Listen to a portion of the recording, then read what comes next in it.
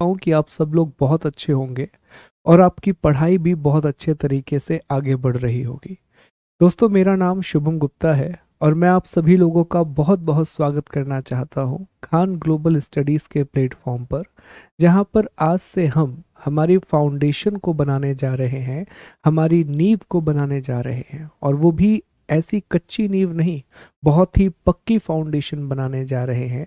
तो आप सभी का स्वागत है हमारे एनसीईआरटी ज्योग्राफी के कोर्स में, जिसमें हम 6वीं से लेकर के 12वीं तक की ज्योग्राफी की एनसीईआरटी को कवर करेंगे, उसके नोट्स बनाएंगे, सिनॉप्सिस बनाएंगे, एमसीक्यू लगाएंगे, और जो भी आंसर राइटिंग के लिए कुछ पॉसिबल क्वेश्चन हो सकते हैं वो सभी चीज़ें आपको प्रोवाइड करेंगे। तो दोस्तों, आज हमारा पहला सेशन है, और जब कोई भी कोर्स शुरू किया जाता है तो पहले सेशन में ओरिएंटेशन की बात की जाती है। ओरिएंटेशन का मतलब होता है कि आखिरकार एनसीईआरटी क्या है, हम किस तरह से एनसीईआरटी पढ़ने वाले हैं, अप्रोच क्या होगी, प्रीवियस ईयर क्वेश्चन क्या होंगे, इन सभी बातों की चर्चा हम करेंगे। तो बेसिकली दोस्तों, जो हमारी पहली इकाई है, पहली यूनिट है, इसका नाम है परिचय एवं रणनीति, इंट्रोडक्शन एंड स्ट्रेटेजी, जो हम 2 क्लासों में बांट करके डिस्कस करेंगे। आज हम 7 बिंदुओं पर चर्चा करेंगे, 7 पॉइंट पर डिस्कस करेंगे, और अगली क्लास में हम एनसीईआरटी से आए हुए प्रीवियस ईयर क्वेश्चन को डिस्कस करेंगे कि सर पिछले 3-4 सालों के पेपरों को उठाएंगे और देखेंगे कितने प्रश्न एनसीईआरटी से बिल्कुल सीधे आए हैं और कितने प्रश्न एनसीईआरटी के रीड बिटवीन द लाइन से आए हैं, अर्थात एक बात एनसीईआरटी में लिखी हुई थी जिसे हमें समझना था और फिर प्रश्न का उत्तर हमें निकालना था, ताकि एक बेहतर अंडरस्टैंडिंग हो सके और हमें भी यह समझ में आ सके कि हम जब ज्योग्राफी की एनसीईआरटी पढ़ रहे हैं तो हम स्कूल के लिए तो नहीं पढ़ रहे हैं, ये एनसीईआरटी हम सिविल सर्विसेज के लिए पढ़ रहे हैं, कॉम्पिटिटिव एग्जाम के लिए पढ़ रहे हैं। तो उसी अनुसार हम अपनी प्रिपरेशन को ढाल सकें, हमारे नोट्स को ढाल सकें, ये हमारा प्रयास रहेगा।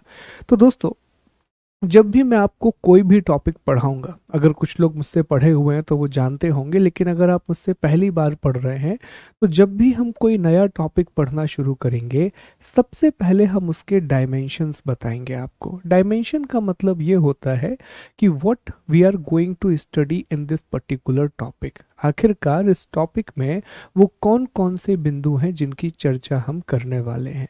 तो जो हमारा पहला ओरिएंटेशन सेशन है, इसमें भी हम 8 बिंदुओं की चर्चा करेंगे। हम टोटल 8 पॉइंट्स को डिस्कस करेंगे। सबसे पहले हम बात करेंगे फ्रीक्वेंटली आस्क्ड क्वेश्चन, एफएक्यूज। ये पहला सेगमेंट इसलिए मैं रख रहा हूँ कि बहुत सारे मन में सवाल होते हैं पीडीएफ को लेकर के, क्लासेस को लेकर के, ड्यूरेशन को लेकर के, मीडियम को लेकर के, नोट्स बनाना है नहीं बनाना है, इन सभी बातों को लेकर बहुत सारे सवाल होते हैं। तो हमेशा मैं शुरुआत करता हूँ फ्रीक्वेंटली आस्क्ड क्वेश्चन से, कि जितने भी आपके क्वेश्चन हैं वो मैं अपनी तरफ से टैकल कर दूँ ताकि आपको परेशान ना होना पड़े। इसके बाद भी अगर आपको कोई डाउट आता है तो एक डाउट फॉर्म आपको दिया जाएगा, वो आप फिल कर सकते हैं। मेरे पास वो डाउट फॉर्म पहुंचेगा और फिर मैं आपको वहां से आपके सवालों का जवाब दे दूंगा। फिर दूसरे नंबर पर हम चर्चा करेंगे कि एनसीईआरटी आखिरकार क्या है और एनसीईआरटी को पढ़ना क्यों ज़रूरी है। सबसे पहले हम यही समझने की कोशिश करेंगे कि what is the NCERT, what is so special about NCERT that all aspirants of UPSC or state PSC they refer their first fundamental source as the NCERT। ऐसा क्या है एनसीईआरटी में जो इसे इतना स्पेशल बनाता है, और फिर हमें यह भी समझना होगा कि हमें सिविल सर्विस के एग्जाम के लिए एनसीईआरटी क्यों पढ़ना है। तो दोनों बातें आपस में जुड़ी हुई हैं, इसीलिए हम इसे एक टॉपिक में कवर करेंगे कि what is NCERT and why NCERT. फिर हम चर्चा करेंगे तीसरे टॉपिक की, जो बड़ा इंपॉर्टेंट है दोस्तों, कि एनसीईआरटी को कैसे पढ़ना चाहिए, हाउ टू रीड एनसीईआरटी। ये काफ़ी महत्वपूर्ण टॉपिक है, क्योंकि कई बार ना हम एनसीईआरटी जस्ट पढ़ते रहते हैं, पर एनसीईआरटी सिर्फ ऐसा नहीं है कि पढ़ने के लिए आपने आगे बढ़ा दिया। एनसीईआरटी का मतलब तभी है जब हम एग्ज़ाम के लिए वहाँ से कुछ बातें निकाल सके। ठीक है, जब तक हमारे एग्ज़ाम में वहाँ की बातें काम नहीं आएंगी, तब तक वो विषय या वो किताब पढ़ना हमारे काम का नहीं है। देखिए, मेरा एक बहुत पर्सनल ओपिनियन है। मैं हमेशा एक बात कहता हूँ कि ज्ञान अर्जित करने के लिए पूरी जिंदगी डली हुई है, लेकिन एग्जाम निकालने के लिए ना हमारे पास कुछ निश्चित समय होता है, एक पर्टिकुलर टाइम होता है। तो मेरा ये मानना है कि उस पर्टिकुलर टाइम में हमें उन्हीं बातों को पढ़ना चाहिए जिनका संबंध एग्जाम से है।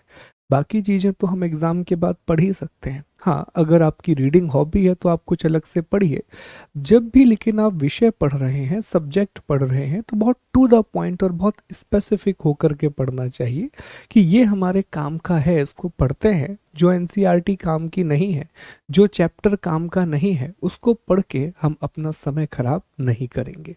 तो ये बड़ा इंपॉर्टेंट पॉइंट रहेगा कि एनसीईआरटी को कैसे पढ़ा जाए, हाउ टू रीड एनसीईआरटी। अगला रहेगा कौन सी एनसीईआरटी पढ़नी चाहिए। बहुत सारे सवाल आते हैं इस चीज को लेकर के। नई एनसीईआरटी पढ़ें, पुरानी एनसीईआरटी पढ़ें, हर एक चैप्टर पढ़ना है, नहीं पढ़ना है, किस किस विषय की एनसीईआरटी पढ़नी है। तो एक पूरी लिस्ट हमने तैयार की है दोस्तों।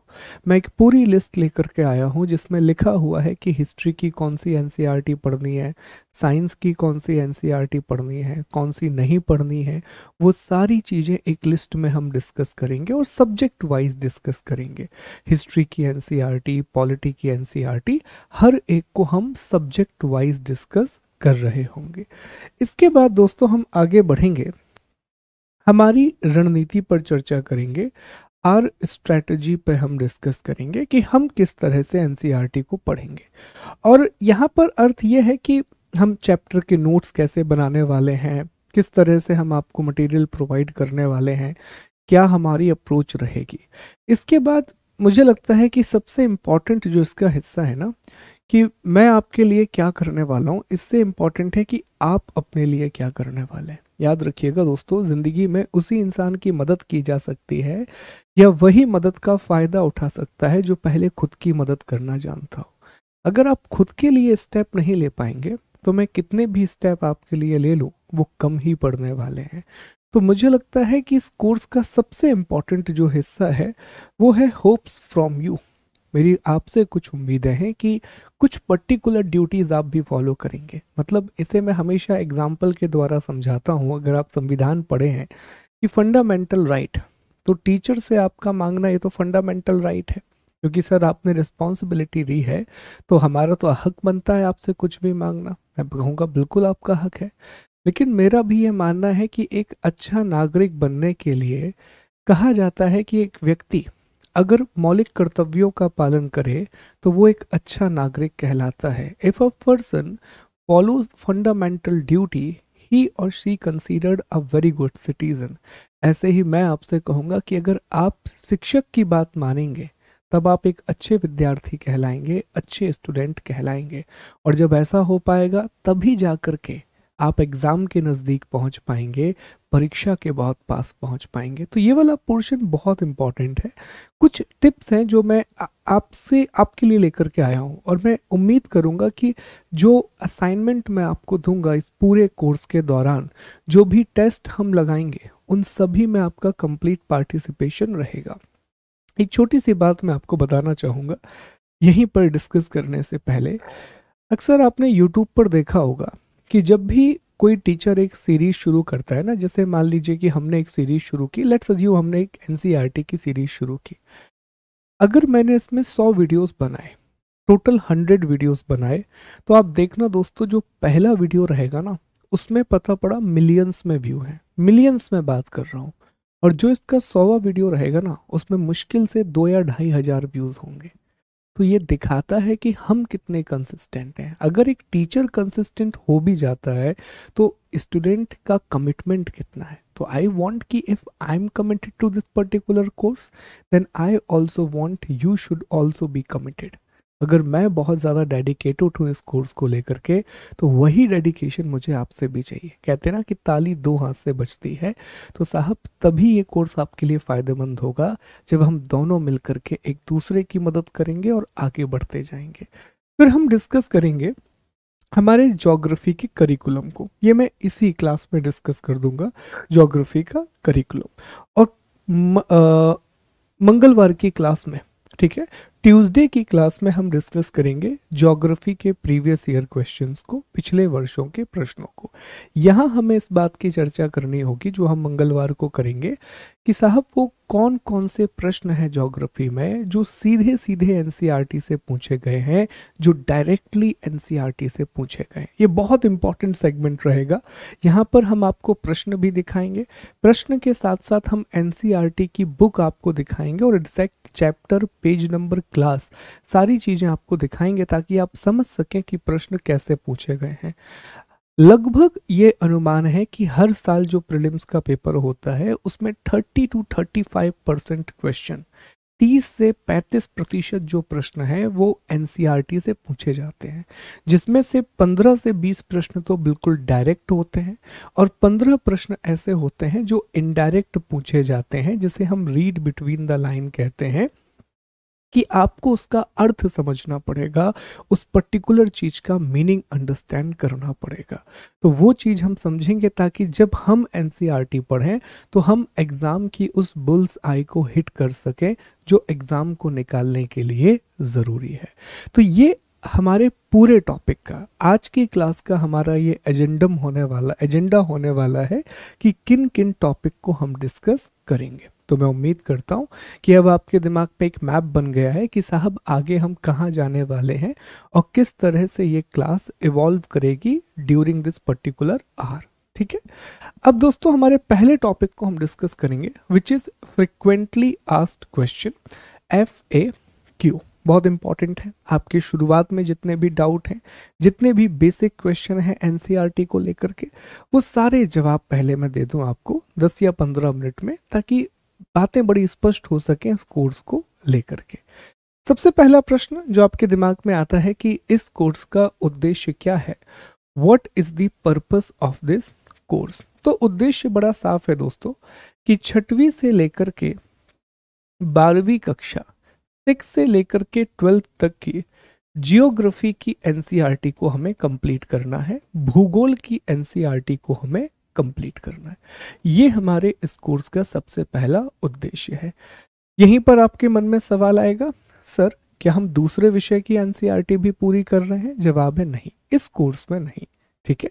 इस कोर्स में हमारा उद्देश्य पहले ज्योग्राफी की एनसीईआरटी को पढ़ना है और मेरा काम भी यही है कि मैं आपको ज्योग्राफी की एनसीईआरटी कंप्लीट कराऊं 6वीं से 12वीं तक की। अगला सवाल ये आएगा कि सर आप ये जो एनसीईआरटी पढ़ाएंगे ये भूगोल की नई एनसीईआरटी पढ़ाएंगे या पुरानी एनसीईआरटी पढ़ाएंगे? तो एनसीईआरटी को लेकर के ना एक बहुत अच्छी सेइंग है, एक बहुत अच्छी कहावत है, that old is best for the history, old is best for the old, ठीक है। मतलब जो पुरानी एनसीईआरटी है वो इतिहास के लिए सबसे अच्छी है, हिस्ट्री पढ़ने के लिए अच्छी है, लेकिन new are the gold, new are the gold for other. जो नई एनसीईआरटी है वो अन्य विषयों के लिए काफी अच्छी है क्योंकि वो आज की डिमांड के हिसाब से लिखी गई है। तो इसमें हम जो एनसीईआरटी पढ़ रहे हैं, और ज्योग्राफी आप जानते हैं एक ऐसा विषय है जो इवॉल्व होता है। हर साल आप देखते हैं कि हमें एक नई डिस्कवरी देखने को मिलती है जो ज्योग्राफी से जुड़ी हुई होती है। हम अब जीलैंडिया की बात करने लगे हैं, कहने लगे हैं कि आने वाले समय में हो सकता है कि जो हम 7 महाद्वीप पढ़ते हैं वो 8 महाद्वीपों के बारे में पढ़ें। हमें और बातें पता चल रही हैं हिमालय के फॉर्मेशन से रिलेटेड। हमें प्लेट टेक्टोनिक्स एक्टिविटी के द्वारा पता चल रहा है कि दुनिया में और भी बहुत सी प्लेटें हैं और भी नई प्लेटें हैं, ठीक है। तुर्की में जो भूकंप आया, तुर्की में जो अर्थक्वेक आया, वहां से हमें पता चल रहा है कि जब आप प्लेट टेक्टोनिक को पढ़ते हैं तो हर एक प्लेट को आपको इतना महत्व देना चाहिए, इंपॉर्टेंट है।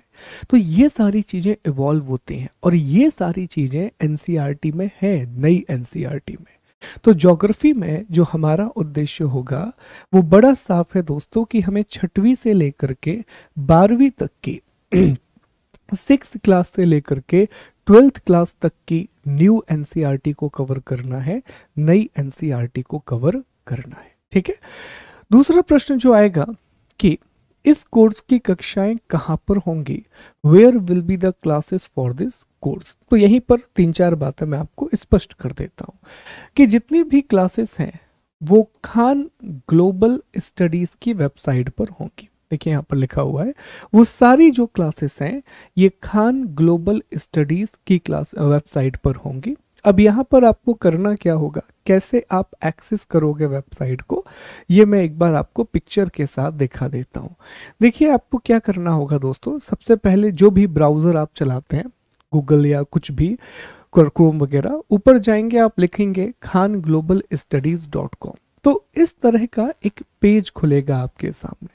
जैसे ही ये पेज खुलेगा, सबसे पहले आपको लॉगिन या साइन अप कर लेना चाहिए। अगर आपका अकाउंट बना हुआ है तो आप लॉगिन करेंगे, नहीं बना हुआ है तो आप साइन अप करेंगे। जैसे ही आप साइन अप करेंगे, अगर अब तक आपने ये कोर्स परचेस नहीं किया है, परचेस करने का मतलब ये 0 रुपए में है, लेकिन फिर भी आपको एक प्रोसेस फॉलो करनी पड़ेगी। तो अगर आपने परचेस कर लिया है तो अलग है, लेकिन मैं पहली कंडीशन मान के चल रहा हूँ कि आप वेबसाइट पर आएंगे। आप सबसे पहले वेबसाइट पर अकाउंट है तो लॉगिन करेंगे, नहीं है तो अपना अकाउंट क्रिएट करेंगे। जैसे ही आप वेबसाइट को स्क्रॉल करेंगे ना दोस्तों, ठीक है, स्क्रॉल करेंगे, यहाँ पर top courses from our expert लिखा होगा, या फिर आप चाहें तो सीधा कोर्सेज में भी जा सकते हैं, लेकिन अगर स्क्रॉल करेंगे तो यहाँ लिखा होगा top courses from our expert. तो यहाँ पर आप देखिए लिखा हुआ है NCERT geography course Khan sir and the team, 4 महीने की वैलिडिटी है, 70 से 80 घंटे का पूरा ड्यूरेशन है। तो इस कोर्स पर जैसे ही आप क्लिक करेंगे, अब आपको कोर्स परचेज कर लेना है। ऑप्शन आएगा परचेज करने का, 0 है, अगेन फी पूरा फ्री ऑफ कॉस्ट है, बट वहाँ पर परचेज का ऑप्शन ज़रूर आएगा, तो वो आप परचेज कर लेंगे। उसके बाद इस तरह का एक डैशबोर्ड आपके सामने खुलेगा। तो जब भी आप अपनी आईडी को लॉगिन करें, हमेशा आप माई लर्निंग्स पे जाएंगे। हमेशा कहाँ पर जाएंगे दोस्तों, माई लर्निंग्स पे जाएंगे, और माई लर्निंग्स पर जाने के बाद आप लाइव बैचेस पे क्लिक करेंगे। जैसे ही आप लाइव बैचेस पे क्लिक करेंगे, यहाँ पर हमारी क्लासेस शो होने लगेंगी। जो भी उस दिन की क्लास है लाइव चल रही है तो लाइव शो होगी, और बाद में उसकी रिकॉर्डिंग भी यहाँ पर उपलब्ध करा दी जाएगी। अच्छी बात यह है कि क्लास के साथ ही उसका पीडीएफ भी आपको उपलब्ध करा दिया जाएगा। और अगर आपको यहाँ पर पीडीएफ नहीं मिल पाता तो खान ग्लोबल स्टडीज़ का ऑफिशियल टेलीग्राम चैनल है, तो वहाँ पीडीएफ डाल दिया जाएगा।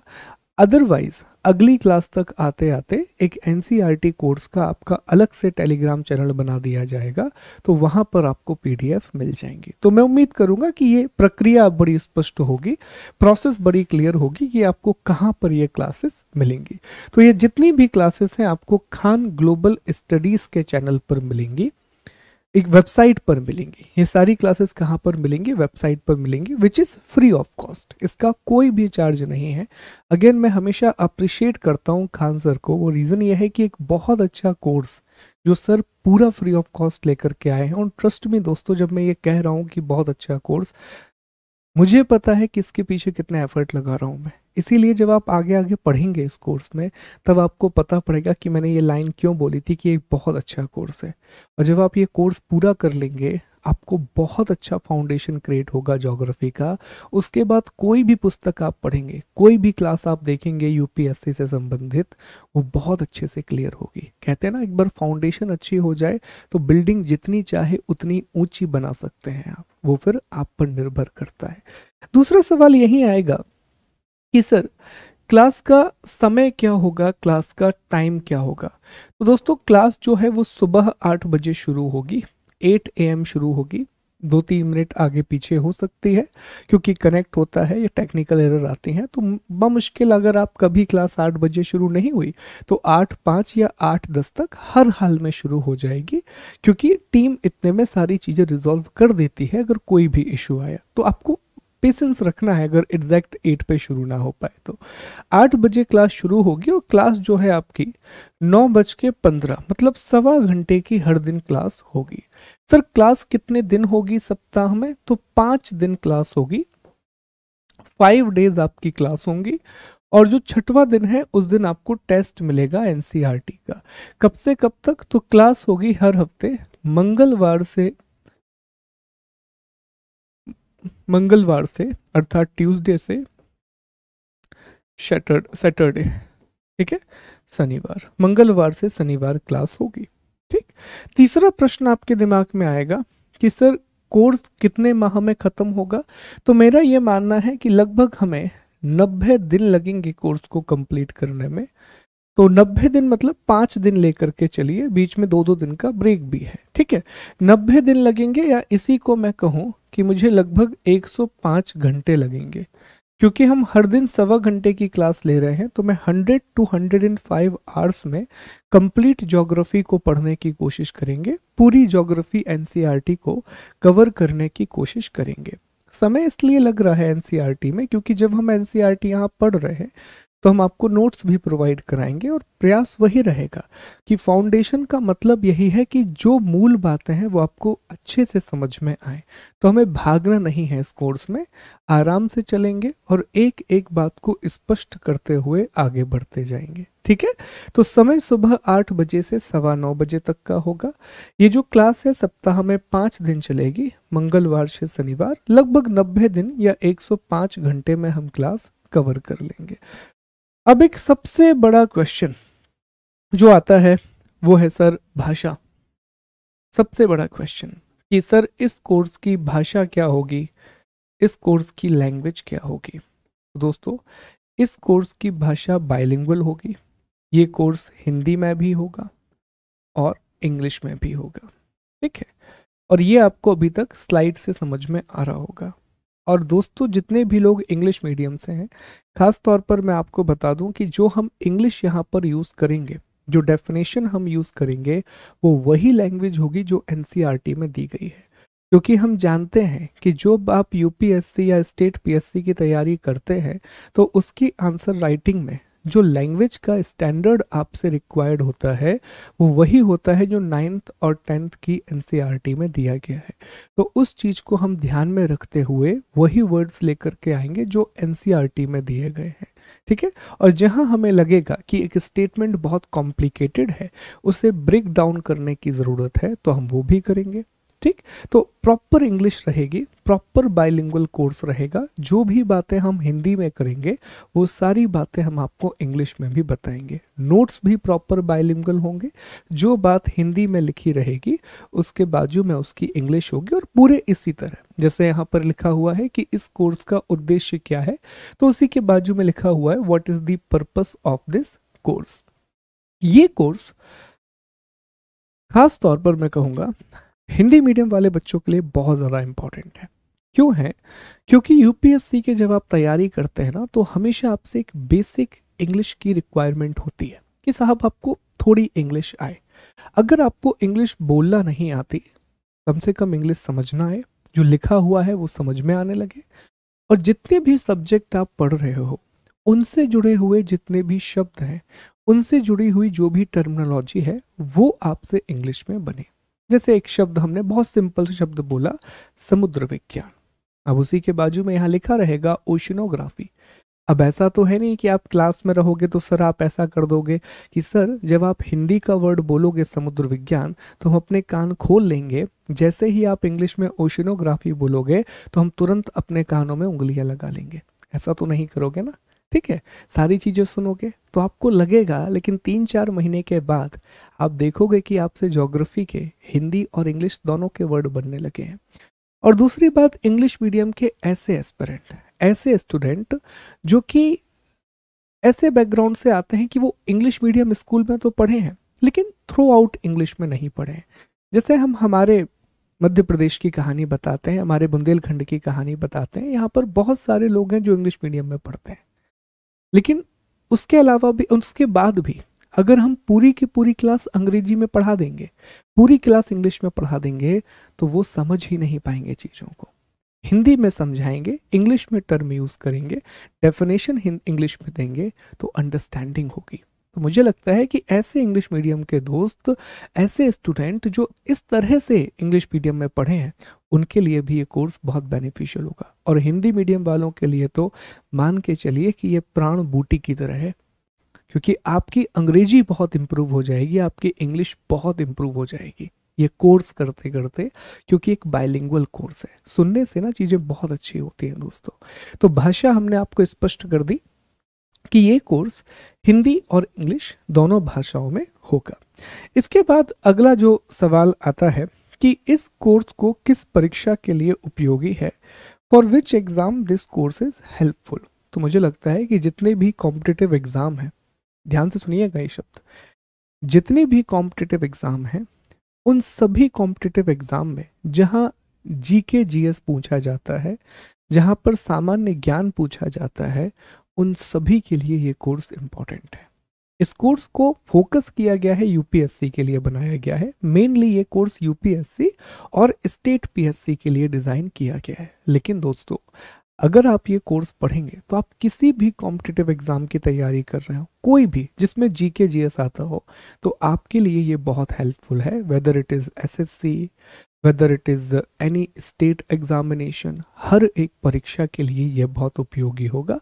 लेकिन इसका जो सेंट्रल थीम हमने रखा है, एक स्टैंडर्ड सेट करना होता है कोर्स का, तो वो स्टैंडर्ड सेट किया गया है यूपीएससी का, कि यूपीएससी स्टैंडर्ड को लेकर चलेंगे। उसी के प्रीवियस ईयर क्वेश्चन के आधार पर हम पॉसिबल क्वेश्चन बनाएंगे, उसी के आधार पर आपको मुख्य परीक्षा के प्रश्न दिए जाएंगे। तो ये इसका आधार रहेगा। ठीक है, अगला जो प्रश्न है कि क्या इस कक्षा का पीडीएफ मिलेगा, और अगर मिलेगा तो कहाँ से मिलेगा। ऑब्वियसली आपको मिलेगा, तभी आपके लिए इतनी मेहनत कर रहा हूँ। मुझे एक बहुत मेरा शौक है, मुझे बहुत अच्छा लगता है जब मैं बहुत प्रेजेंटेशन बनाने में मुझे बहुत मज़ा आता है, and I really focus on my presentation. अगर आप में से कोई मुझसे पढ़ा हुआ है, तो जिन्होंने मुझसे पीडीएफ पढ़ी हुई है वो जानते हैं कि मैं बहुत क्लियरिटी से, बहुत स्वच्छता से पीडीएफ बनाता हूँ। क्योंकि मेरा हमेशा मानना रहता है, जब भी हम नोट्स बनाते हैं ना, तो हमेशा सोचते हैं कि यार एक स्टूडेंट की तरह से नोट्स बनना चाहिए। तो किस तरह से आपके लिए चीज़ें हेल्पफुल हो सकती हैं, उसी तरह से आपको पीडीएफ प्रोवाइड किया जाएगा। बहुत नीट एंड क्लीन पीडीएफ।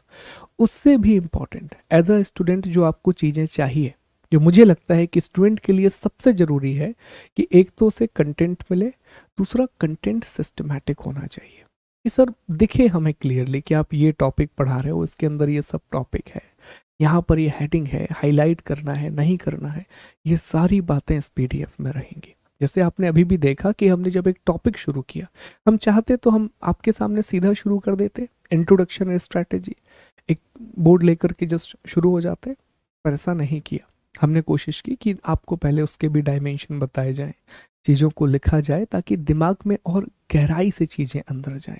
ठीक है, तो बहुत नीट, क्लीन, स्पष्ट और सिस्टमैटिक पीडीएफ हम आपको प्रोवाइड करेंगे। इसके दो माध्यम होंगे। पहला माध्यम, क्लास के बाद आपको 1-1.5 घंटे के बाद पीडीएफ अपलोड कर दिया जाएगा। दूसरा माध्यम फिलहाल के लिए 1-2 क्लासेस के लिए खान ग्लोबल स्टडीज़ का जो टेलीग्राम चैनल है, वहाँ पर आपको पीडीएफ मिल जाएंगी। और कुछ समय के बाद हम टीम से डिस्कस कर लेंगे, जैसे कुछ दिनों के बाद यहाँ पर कमेंट सेक्शन भी चालू हो जाएगा, तो मैं आपसे बात भी कर पाऊंगा लाइव क्लासेस में। कुछ दिनों के बाद यहीं पर और सिस्टमैटिक चीज़ें हो जाएंगी पीडीएफ वगैरह की, तो वो सारी चीज़ें आपको मिलने लगेंगी। पर फिलहाल आपको जो पीडीएफ है वो खान ग्लोबल स्टडीज़ के ऑफिशियल टेलीग्राम चैनल पर मिल जाएगी। ठीक है, दूसरी चीज़, अगला सवाल कि सर अगर आप पीडीएफ दे रहे हैं, सारी क्लास की पीडीएफ आप दे रहे हैं, तो क्या इसके बाद भी हमें नोट्स बनाना अनिवार्य है? Do we need to make notes after after reading your PDF and lecture? मेरा अगेन यहाँ पर एक मानना है दोस्तों, कि अगर आप खुद से कुछ नोट्स बनाते हैं ना, कुछ नोट्स, मैं बहुत स्पेसिफिक वर्ड बोल रहा हूँ, कि अगर आप कुछ नोट्स खुद से बनाते हैं, तो ये बहुत हेल्पफुल होते हैं आपकी पढ़ाई के लिए। जैसे एग्जाम्पल मैं देता हूँ, मैं अभी एमपीपीएससी के लिए एक टॉपिक पढ़ा रहा हूँ, यूनिट 10 कमीशन। ठीक है, तो कमीशन में पहले हमने ना लगभग एक टॉपिक की 40-50 पेज की स्लाइड पढ़ी, मतलब स्लाइड होती है ना, 40-50 स्लाइडें पढ़ी, और उसके बाद ना हमने उसे एक A4 साइज के पेपर में ब्रीफ कर दिया। अब पढ़ा हमने सब कुछ है, लेकिन वो पूरा कंटेंट एक पेज में स्टूडेंट के पास पहुंच गया। इससे अल्टीमेटली क्या होगा कि जब वो 500 पेज की स्लाइड पढ़ेगा, 500 स्लाइड वाला पीडीएफ पढ़ेगा, तो बहुत हैक्टिक हो जाएगा। लेकिन वहीं जब वो देखेगा कि सर ने ये 500 स्लाइड का कंटेंट 16 पेजेस में रख दिया है, तो कितना आसान होगा उसके लिए पढ़ना। यही अप्रोच हम एनसीईआरटी में अडॉप्ट करेंगे। स्लाइड तो बहुत सारी होंगी, ये जो पीडीएफ हम आपको देंगे, क्योंकि इसमें हमें डायग्राम भी यूज़ करना है, हिंदी इंग्लिश दोनों का कंटेंट डालना है, पर हम आपसे ये चाहेंगे कि जैसे ही एक टॉपिक ख़त्म हो, जैसे ही एक चैप्टर ख़त्म हो, उसका सिनॉप्सिस आप बनाएं। सर ये सिनॉप्सिस क्या होता है? सिनॉप्सिस का मतलब है कि उसका संक्षिप्त नोट आप बनाएं, उसके शॉर्ट नोट आप बनाएं। अब ये भी दिक्कत है कि सर आखिरकार शॉर्ट नोट बनाने कैसे हैं, तो उसमें शुरुआत में मैं आपकी हेल्प करूंगा। शुरुआत के जो कुछ टॉपिक रहेंगे उसके शॉर्ट नोट भी मैं आपको बना के दूंगा। मैं फिर से कह रहा हूं, मैं हर एक टॉपिक के शॉर्ट नोट बना के नहीं दूंगा। शुरुआत के जो 3-4 यूनिट हैं या पहली और दूसरी यूनिट है, उसके हम सिनॉप्सिस आपको बना के देंगे, ताकि एक आइडिया आपके दिमाग में आ जाए कि ओके, इस तरह से हमें सिनॉप्सिस बनाना है। और हमेशा कोशिश करनी है कि एनसीईआरटी का जो ज्योग्राफी का पूरा ज्योग्राफी का नोट्स है, it should not exceed more than 200 pages. ये पूरा एनसीईआरटी का नोट्स 6वीं से लेके 12वीं तक का जो नोट्स है वो 200 पेज से ज़्यादा में नहीं आना चाहिए, तभी वो आपके लिए बहुत फ्रूटफुल रहेगा। हाँ, अगर आप बहुत बड़ी हैंड राइटिंग लिखते हैं तो हो सकता है 100 पेजेस का गैप आ जाए, वो लिखने लिखने पे डिपेंड करता है। ठीक है, तो 200-300 pages, not more than that. फिर भी मेरा मानना है कि 200 पेज से अधिक नहीं होना चाहिए। एक चैप्टर का सिनॉप्सिस हमें तैयार करना है, कीवर्ड्स हमें तैयार करने हैं। यूपीएससी में कीवर्ड्स का बड़ा इंपॉर्टेंट होता है, रोल है, तो उन कीवर्ड्स को हमें लिखते जाना है। तो ये हम सिर्फ सिनॉप्सिस बनाना है, जस्ट दी सिनॉप्सिस। अब यही का यही अगर आप कॉपी में लिखेंगे तो वो वर्थ नहीं है। पीडीएफ आपके पास रहेगा, पीडीएफ से पढ़ लीजिए वो टॉपिक। ठीक है, आप प्रिंट भी निकलवा सकते हैं, हम आपको इसका प्रिंट फॉर्मेट भी प्रोवाइड करा देंगे। ठीक, हालांकि प्रिंट फॉर्मेट में हिंदी और इंग्लिश एक साथ रहेगी। स्पष्ट है? आगे बढ़ते हैं। अगला प्रश्न है जो बड़ा इंपॉर्टेंट है, क्या इस कोर्स के बाद एनसीईआरटी पढ़ने की आवश्यकता है? Is it necessary to read NCERT after this course? पहला जवाब तो है नहीं, इस कोर्स के बाद आपको अलग से एनसीईआरटी पढ़ने की जरूरत नहीं है। लेकिन फिर भी मैं आपसे रिक्वेस्ट करूंगा कि आप कुछ किताबों को पढ़िए। अगर कुछ किताबों को आप नहीं पढ़ सकते तो कुछ चैप्टर को पढ़िए। वो कौन से चैप्टर होंगे जो आपको पढ़ना है वो हम क्लास के दौरान बताएंगे। सर ऐसा क्यों? जब हम ये पूरा कोर्स कर रहे हैं तो इसीलिए तो कर रहे हैं कि हमें एनसीईआरटी ना पढ़ना पड़े? नहीं, आप ये कोर्स इसलिए नहीं कर रहे हो कि आपको एनसीईआरटी ना पढ़ना पड़े। आप ये कोर्स इसलिए कर रहे हो कि जो एनसीईआरटी की बातें हैं उनमें से क्या ज़रूरी है वो आप समझ सको। एनसीईआरटी की 11वीं और 12वीं की ज्योग्राफी की किताब मैक्सिमम लोगों को बहुत टफ लगती है, और वास्तव में वो टफ है भी, क्योंकि उसमें जो बातें दी गई हैं वो वही बातें हैं जो आप यूपीएससी की मुख्य कक्षाओं में पढ़ते हैं, फाउंडेशन क्लासेस में पढ़ते हैं। तो उन बातों को कैसे समझा जाए वो हम आपको बताएंगे। लेकिन सारी एनसीईआरटी नहीं पढ़ना है आपको। मुश्किल से पूरा कोर्स करने के बाद मैं आपको 15 से 20 चैप्टर बताऊंगा, 15 से 20 पूरी एनसीईआरटी के, जो आपको पढ़ने होंगे। क्यों पढ़ने होंगे? लैंग्वेज को डेवलप करने के लिए। क्या होगा कि जब हम यहाँ एनसीईआरटी पढ़ेंगे तो हम तो शॉर्ट में लिखेंगे ना हर एक चीज, हम लैंग्वेज के साथ तो नहीं लिख सकते। लेकिन मुख्य परीक्षा में आपको भाषा अच्छी आनी चाहिए, लैंग्वेज अच्छी आनी चाहिए। तो मैं आपसे 9वीं और 10वीं की कुछ किताबों को पढ़ने की रिक्वेस्ट करूंगा कि 9th और 10th की कुछ पुस्तकें हैं जिन्हें आपको पढ़ना चाहिए, ताकि आपकी लैंग्वेज बेहतर हो सके, आपकी भाषा पर अच्छी पकड़ आ सके कि किस तरह से आप बिल्ड करेंगे एक आंसर को, परिचय कैसे लिखते हैं। एनसीईआरटी में एक बहुत अच्छी खूबसूरत सी बात है जो हम थ्रू आउट द कोर्स देखेंगे कि बहुत सारे ऐसे प्रश्न हैं जो यूपीएससी की मुख्य परीक्षा में पूछे जाते हैं, और किसी भी प्रश्न का एक बहुत बड़ा हिस्सा होता है कि उसका इंट्रोडक्शन, परिचय। तो परिचय के लिए भाषा किस प्रकार की हो, किस प्रकार के शब्दों का इस्तेमाल हम करें, वो चीज़ एनसीईआरटी में बहुत अच्छे से दी गई है। यहाँ पर हिंदी मीडियम वालों के साथ थोड़ी सी प्रॉब्लम होती है, क्योंकि एनसीईआरटी मूल रूप से इंग्लिश में लिखी गई है, हिंदी में ट्रांसलेटेड है। तो यहाँ पर हिंदी के शब्दों को हम आपको थोड़ा और बेहतर करके दे देंगे और रिफाइन करके दे देंगे कि इन शब्दों का प्रयोग आप कर सकते हैं। आप देखेंगे कि 9वीं 10वीं तक ट्रांसलेशन काफ़ी अच्छा है, 11th 12th में जो ट्रांसलेशन है वो थोड़ा सा डबल डोल हो जाता है हिंदी का, तो वहाँ हमें भाषा को ठीक करने की आवश्यकता होती है। पर इंग्लिश मीडियम वालों के लिए तो इतना प्यारा इंट्रोडक्शन आप लिख सकते हैं आफ्टर रीडिंग एनसीईआरटी, बहुत ही खूबसूरत। और हिंदी मीडियम वाले दोस्त भी बहुत अच्छा परिचय लिख सकते हैं। तो जो चैप्टर हम आपसे रिक्वेस्ट करेंगे पढ़ने की, सिर्फ उन्हीं अध्यायों को आप पढ़ेंगे। हर एक अध्याय को पढ़ने की आवश्यकता नहीं है, हर एक चैप्टर को पढ़ने की ज़रूरत नहीं है। इसके बाद अगला जो हम प्रश्न आपको बता चुके हैं कि यह कोर्स कितने कक्षा में कंप्लीट होगा, तो 90 कक्षाएं होंगी, 90 आवर्स की क्लासेस होंगी। ठीक है। क्या इसमें टेस्ट भी होंगे, और अगर होंगे तो कहाँ पर होंगे? निश्चित तौर पर डेफिनेटली इसमें टेस्ट इंक्लूडेड है। इसमें आपको प्रीवियस ईयर क्वेश्चन भी दिए जाएंगे। जो भी हम चैप्टर पढ़ेंगे उस चैप्टर से जो भी पॉसिबल क्वेश्चन बन सकते हैं वो आपको दिए जाएंगे। उसमें से कुछ प्रश्नों को हम डिस्कस भी किया करेंगे कि साहब आपने एक पर्टिकुलर चैप्टर पढ़ लिया है, इस चैप्टर से फला फला क्वेश्चन बन सकते हैं, तो इनका जवाब निकालने की कोशिश करेंगे।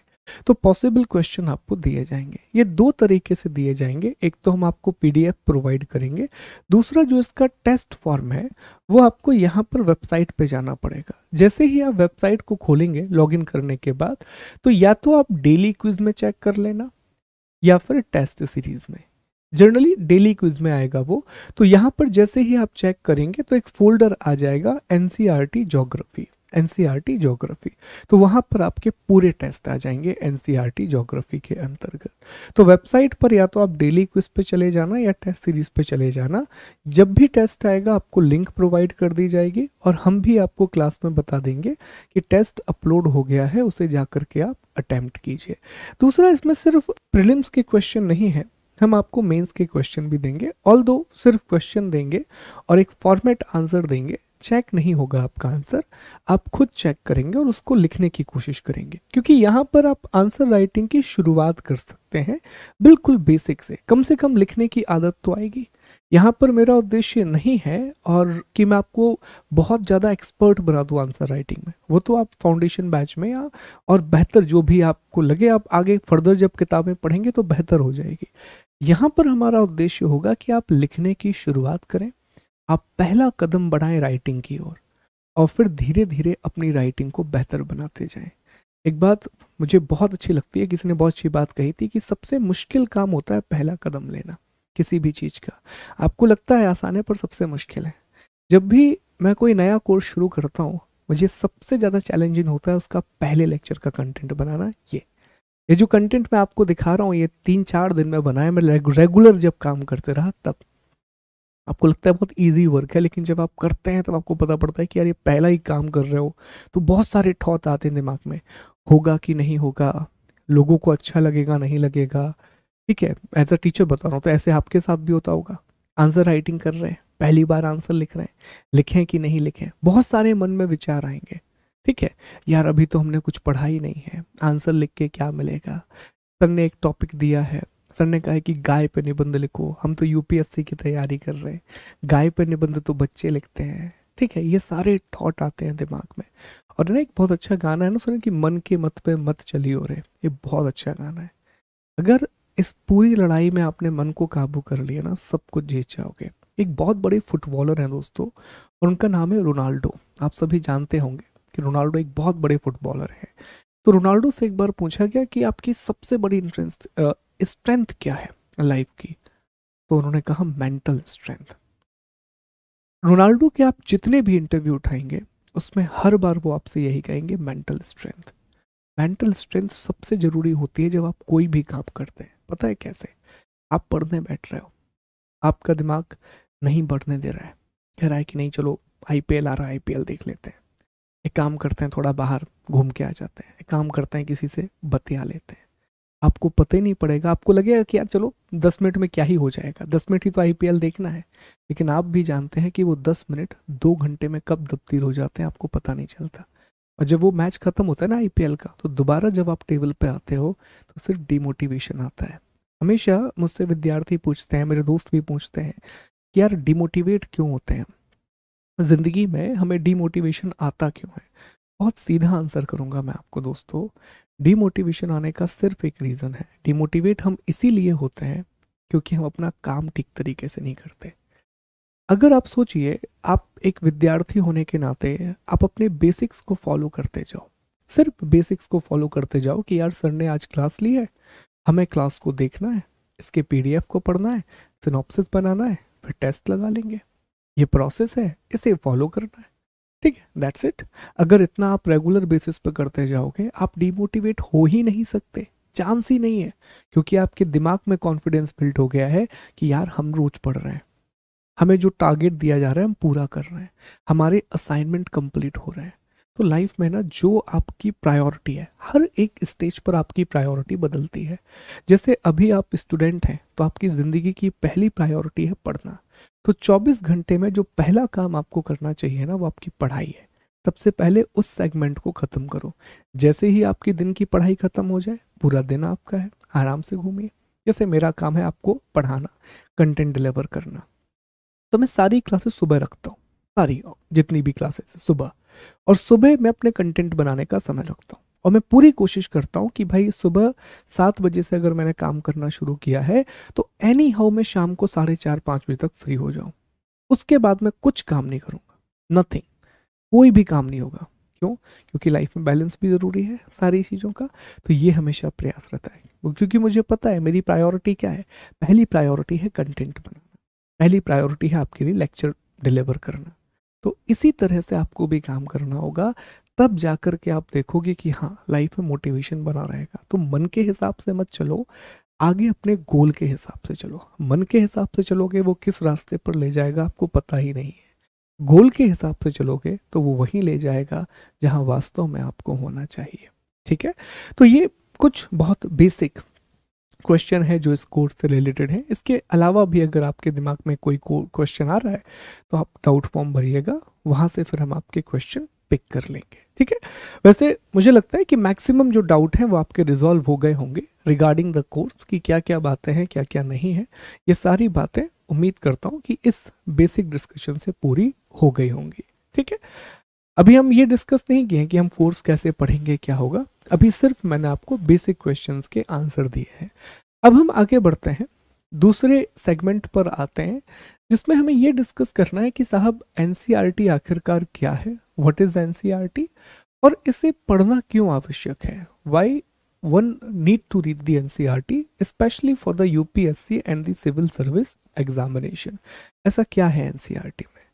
तो एनसीईआरटी की जो बिल्कुल पहली परिभाषा जो एनसीईआरटी की किताबों में आपको मिलेगी, जब उसका पहला पन्ना आप खोलेंगे तो उसमें लिखा रहता है कि स्कूली बच्चों के लिए बहुत ही सरल और स्पष्ट तरीके से लिखी गई पाठ्य पुस्तकें, text book for school children written in very simple and lucid manner. बहुत अच्छी परिभाषा, मतलब डिफाइन करती है ये लाइन एनसीईआरटी को। एनसीईआरटी इसलिए पढ़ना ज़रूरी है हम सभी के लिए क्योंकि एनसीईआरटी बेसिक बनाती है। और बेसिक का मतलब क्या है कि सर मान लीजिए कि हम पृथ्वी की आंतरिक संरचना को पढ़ने जा रहे हैं, तो एनसीईआरटी हमें ये तो बता ही देगी कि साहब पृथ्वी की आंतरिक संरचना में 3 परतें होती हैं।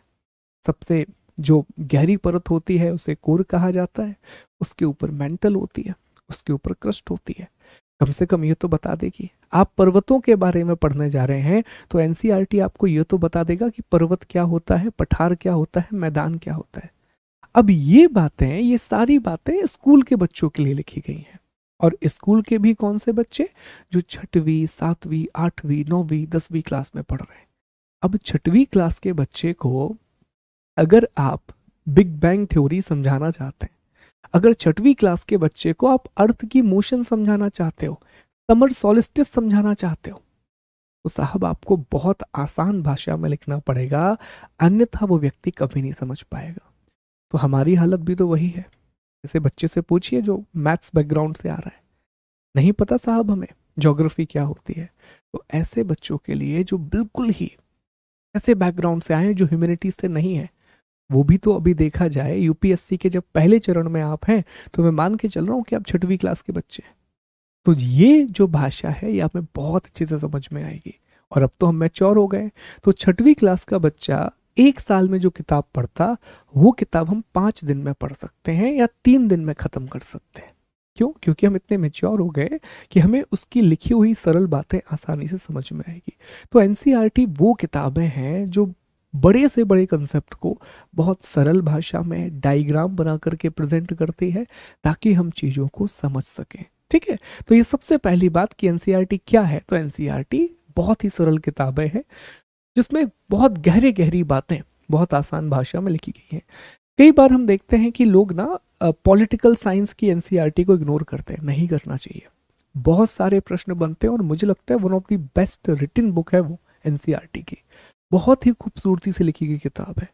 हर एक बात, स्पेशली 10th क्लास की बुक आप उठा लीजिए, फिर 11th की पॉलिटिकल थ्योरी उठा लीजिए, एक एक बात में कितनी गहराई है और वहाँ से बहुत सारे प्रश्न बनते हैं, बिल्कुल सीधे सीधे प्रश्न बनते हैं। फ्रीडम की डेफिनेशन बनी थी तो वहीं से पूछी गई थी एनसीईआरटी से।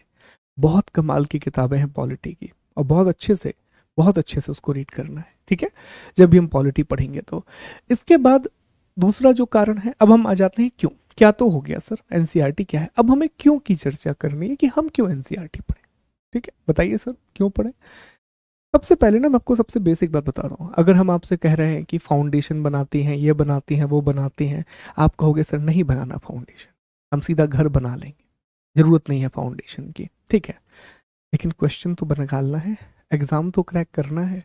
तो दोस्तों हर साल एनसीईआरटी से लगभग 30 से 35 प्रश्न पूछे जाते हैं, 30 to 35 क्वेश्चन पूछे जाते हैं इन यूपीएससी एग्जामिनेशन। और हम दिखाएंगे मंगलवार की जब क्लास होगी तो मेक श्योर कि आप उस क्लास को अटेंड करें।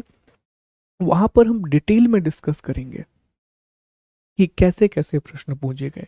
आज एक प्रश्न हम आपको दिखा भी देंगे आखिरी में कि कौन सा प्रश्न है जो हाल ही में 2022 में सीधा एनसीईआरटी से पूछा गया, डायरेक्टली एनसीईआरटी से आया है, और वो भी 6वीं क्लास की एनसीईआरटी से, 6th क्लास की एनसीईआरटी से पूछा गया है। तो ये हमें पता पड़ता है कि यार जब प्रश्न आ रहे हैं तो सवाल ही पैदा नहीं होता। आप दूसरे जितने भी लॉजिक आप दे लीजिए कि ये जरूरी है वो जरूरी है, सबसे बड़ा रीजन तो ये है एनसीईआरटी पढ़ने का कि सीधे सीधे प्रश्न आ रहे हैं। इवन मुख्य परीक्षा में बहुत से प्रश्न हैं, कैसे आते हैं वो भी हम डिस्कस करेंगे। अगला रीजन ये है दोस्तों कि यह किताब ऐसी किताब है जो मूल सिद्धांतों को समझने में बहुत सहायक है। ये बहुत अच्छी किताब है फंडामेंटल्स को समझने के लिए, और फंडामेंटल को ना ये बहुत कम समय में समझा देती है। बहुत मुश्किल कुछ चीज़ें होती हैं, जैसे एक टॉपिक है एयर प्रेशर बेल्ट, वायुदाब पेटियां, बहुत आसान तरीके से एनसीईआरटी में लिखा हुआ है कि क्यों एयर प्रेशर बेल्ट बनती हैं, रीज़न क्या है, किस तरीके से ये काम करती हैं, बहुत आसान भाषा में समझाया गया है। एक और टॉपिक दिया गया है जिसे हम महासागरीय नितल के नाम से जानते हैं, ओशियनिक रिलीफ के नाम से जानते हैं। उसमें बहुत सारे शब्द होते हैं, ठीक है, जैसे कि उसमें एक शब्द होता है महासागरीय मैदान, ओशियनिक प्लेन, अबाइजल प्लेन कहा जाता है जिसे, महासागरीय मग्न तट होता है, ठीक है, महासागरीय मग्न ढाल होता है जिसे कॉन्टिनेंटल स्लोप कहा जाता है। ऐसे शब्द हैं बहुत सारे। वलित पर्वत क्या है, ठीक है, ये वाले प्रश्न होते हैं कि साहब वलित पर्वत क्या है, फोल्ड माउंटेन क्या है, ब्लॉक माउंटेन क्या है, वैलीज कैसे फॉर्म होती हैं, भूसन्नति जियोसिंक्लाइन क्या कहलाता है, प्लेट टेक्टोनिक क्या कहलाता है। ऐसे बहुत सारे बेसिक कंसेप्ट हैं जो बहुत आसान भाषा में एनसीईआरटी हमें समझाती है और बहुत अच्छे से क्लियर भी हो जाते हैं कि अच्छा इस वजह से हिमालय का फॉर्मेशन हुआ, ऐसे ऐसे करके हिमालय बना है। ठीक है, तो एक तो इसमें यह है कि ये मूल सिद्धांतों को समझने में बहुत सहायक है, बहुत अच्छी किताब है जो बेसिक्स को समझाती है बहुत अच्छे तरीके से। अगला रीज़न है मजबूत नींव। तो अगर आपने फाउंडेशन बहुत अच्छे से समझ लिया तो ऑब्वियस सी बात है कि आपका फाउंडेशन भी बहुत स्ट्रांग हो जाएगा। और जब आप एनसीईआरटी की किताब पढ़ेंगे, इसके बाद कोई भी पुस्तक आप पढ़ें, कोई भी लेक्चर आप देखें, आपको फट समझ में आएगा, बहुत इजीली वो लेक्चर आपके दिमाग में जाएगा क्योंकि उसकी बैकग्राउंड कहानी आपके दिमाग में क्लियर होगी बहुत अच्छे से। तो ऑब्वियसली बात है कि आपका फाउंडेशन बहुत अच्छा बन जाएगा, तो आगे बिल्डिंग बनाने में समय भी कम लगेगा और जो बिल्डिंग बनेगी वो बहुत सॉलिड बनेगी, जो एग्जाम में आपको बहुत मदद करेगी। अगला है, इसमें ना बहुत सारी तथ्यात्मक जानकारी भी मिलती है, बहुत सारी इससे फैक्चुअल इंफॉर्मेशन भी मिलती है, huge amount of information. Factual information जरूरी है। अभी बहुत सारे प्रश्न हैं, जैसे यूपीएससी में एक प्रश्न पूछा गया कि कौन सी नदी है जो घड़ियालों के लिए जानी जाती है, तो एनसीईआरटी में लिखा हुआ है कि चंबल नदी है जो घड़ियाल के लिए जानी जाती है। ऐसे बहुत सारे प्रश्न वहां से बनते हैं। हाल ही में पूछा गया था कि नंदा देवी का कौन से हिमालय का हिस्सा है, ठीक है, नौकरेक किस हिमालय कहाँ पर आता है, ये पूरे प्रश्न दिए गए और ये हाल ही के प्रश्न, बहुत पुराने प्रश्न नहीं है। एक प्रश्न बड़ा सिंपल सा पूछ लिया गया 2022 में है शायद, हाँ 2022 से 21 का प्रश्न है। उसमें पूछा गया है कि पृथ्वी पर जल में मात्रा किस में ज़्यादा है, मतलब आइस के फॉर्म में वाटर ज़्यादा है या फिर ग्राउंड वाटर में वाटर ज़्यादा है, रिवर्स में है, लेक में है। 7th क्लास की एनसीईआरटी में दिया है, 7वीं क्लास की एनसीईआरटी में दिया है। जल नाम का एक चैप्टर है, वहाँ एक डायग्राम, एक फ्लो चार्ट दिया हुआ है, वहाँ से वो प्रश्न सीधा पूछा। अब ये कंसेप्चुअल इन्फॉर्मेशन नहीं है, ये पूरी तरह से फैक्चुअल इन्फॉर्मेशन है, कंप्लीटली तथ्यात्मक जानकारी है। तो इस पुस्तक को पढ़ने के बाद जो भी ज्योग्राफी के बेसिक फैक्ट होंगे, जैसे बेसिक फैक्ट में एक फैक्ट ये भी तो आता है कि भारत में राज्यों की संख्या क्या है, उनकी राजधानी क्या है, कितने देशों की सीमाओं को वो छूते हैं, ये भी तो बेसिक फैक्ट हो गए ना। ये फैक्ट भी तो इसी के तहत कवर होंगे। ठीक है, उनकी राजधानियों के नाम, भारत के किन राज्यों से कर्क रेखा गुजरती है, नदियों का उद्गम कहाँ से होता है, कहाँ जाकर के गिरती है, कौन सी नदी डेल्टा बनाती है, कौन सी नदी एस्चुरी बनाती है, कौन सा डैम कहाँ पर है, पॉपुलेशन में इंडिया का सेक्स रेशो क्या है, लिटरेसी रेट क्या है, ये तथ्यात्मक जानकारी है, ये फैक्चुअल इंफॉर्मेशन है। और ये पढ़ने के बाद ये सारे फैक्ट बड़े स्पष्ट हो जाते हैं, सारे तथ्य बड़े क्लियर हो जाते हैं दिमाग में जब आप इनका अध्ययन करते हैं।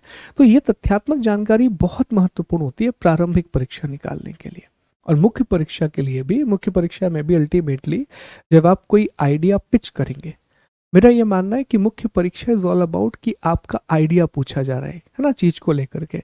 तो जब भी आप किसी कंसेप्ट या आइडिया को पिच करेंगे एग्जाम में, तो उसमें कुछ तथ्य तो डालने पड़ेंगे।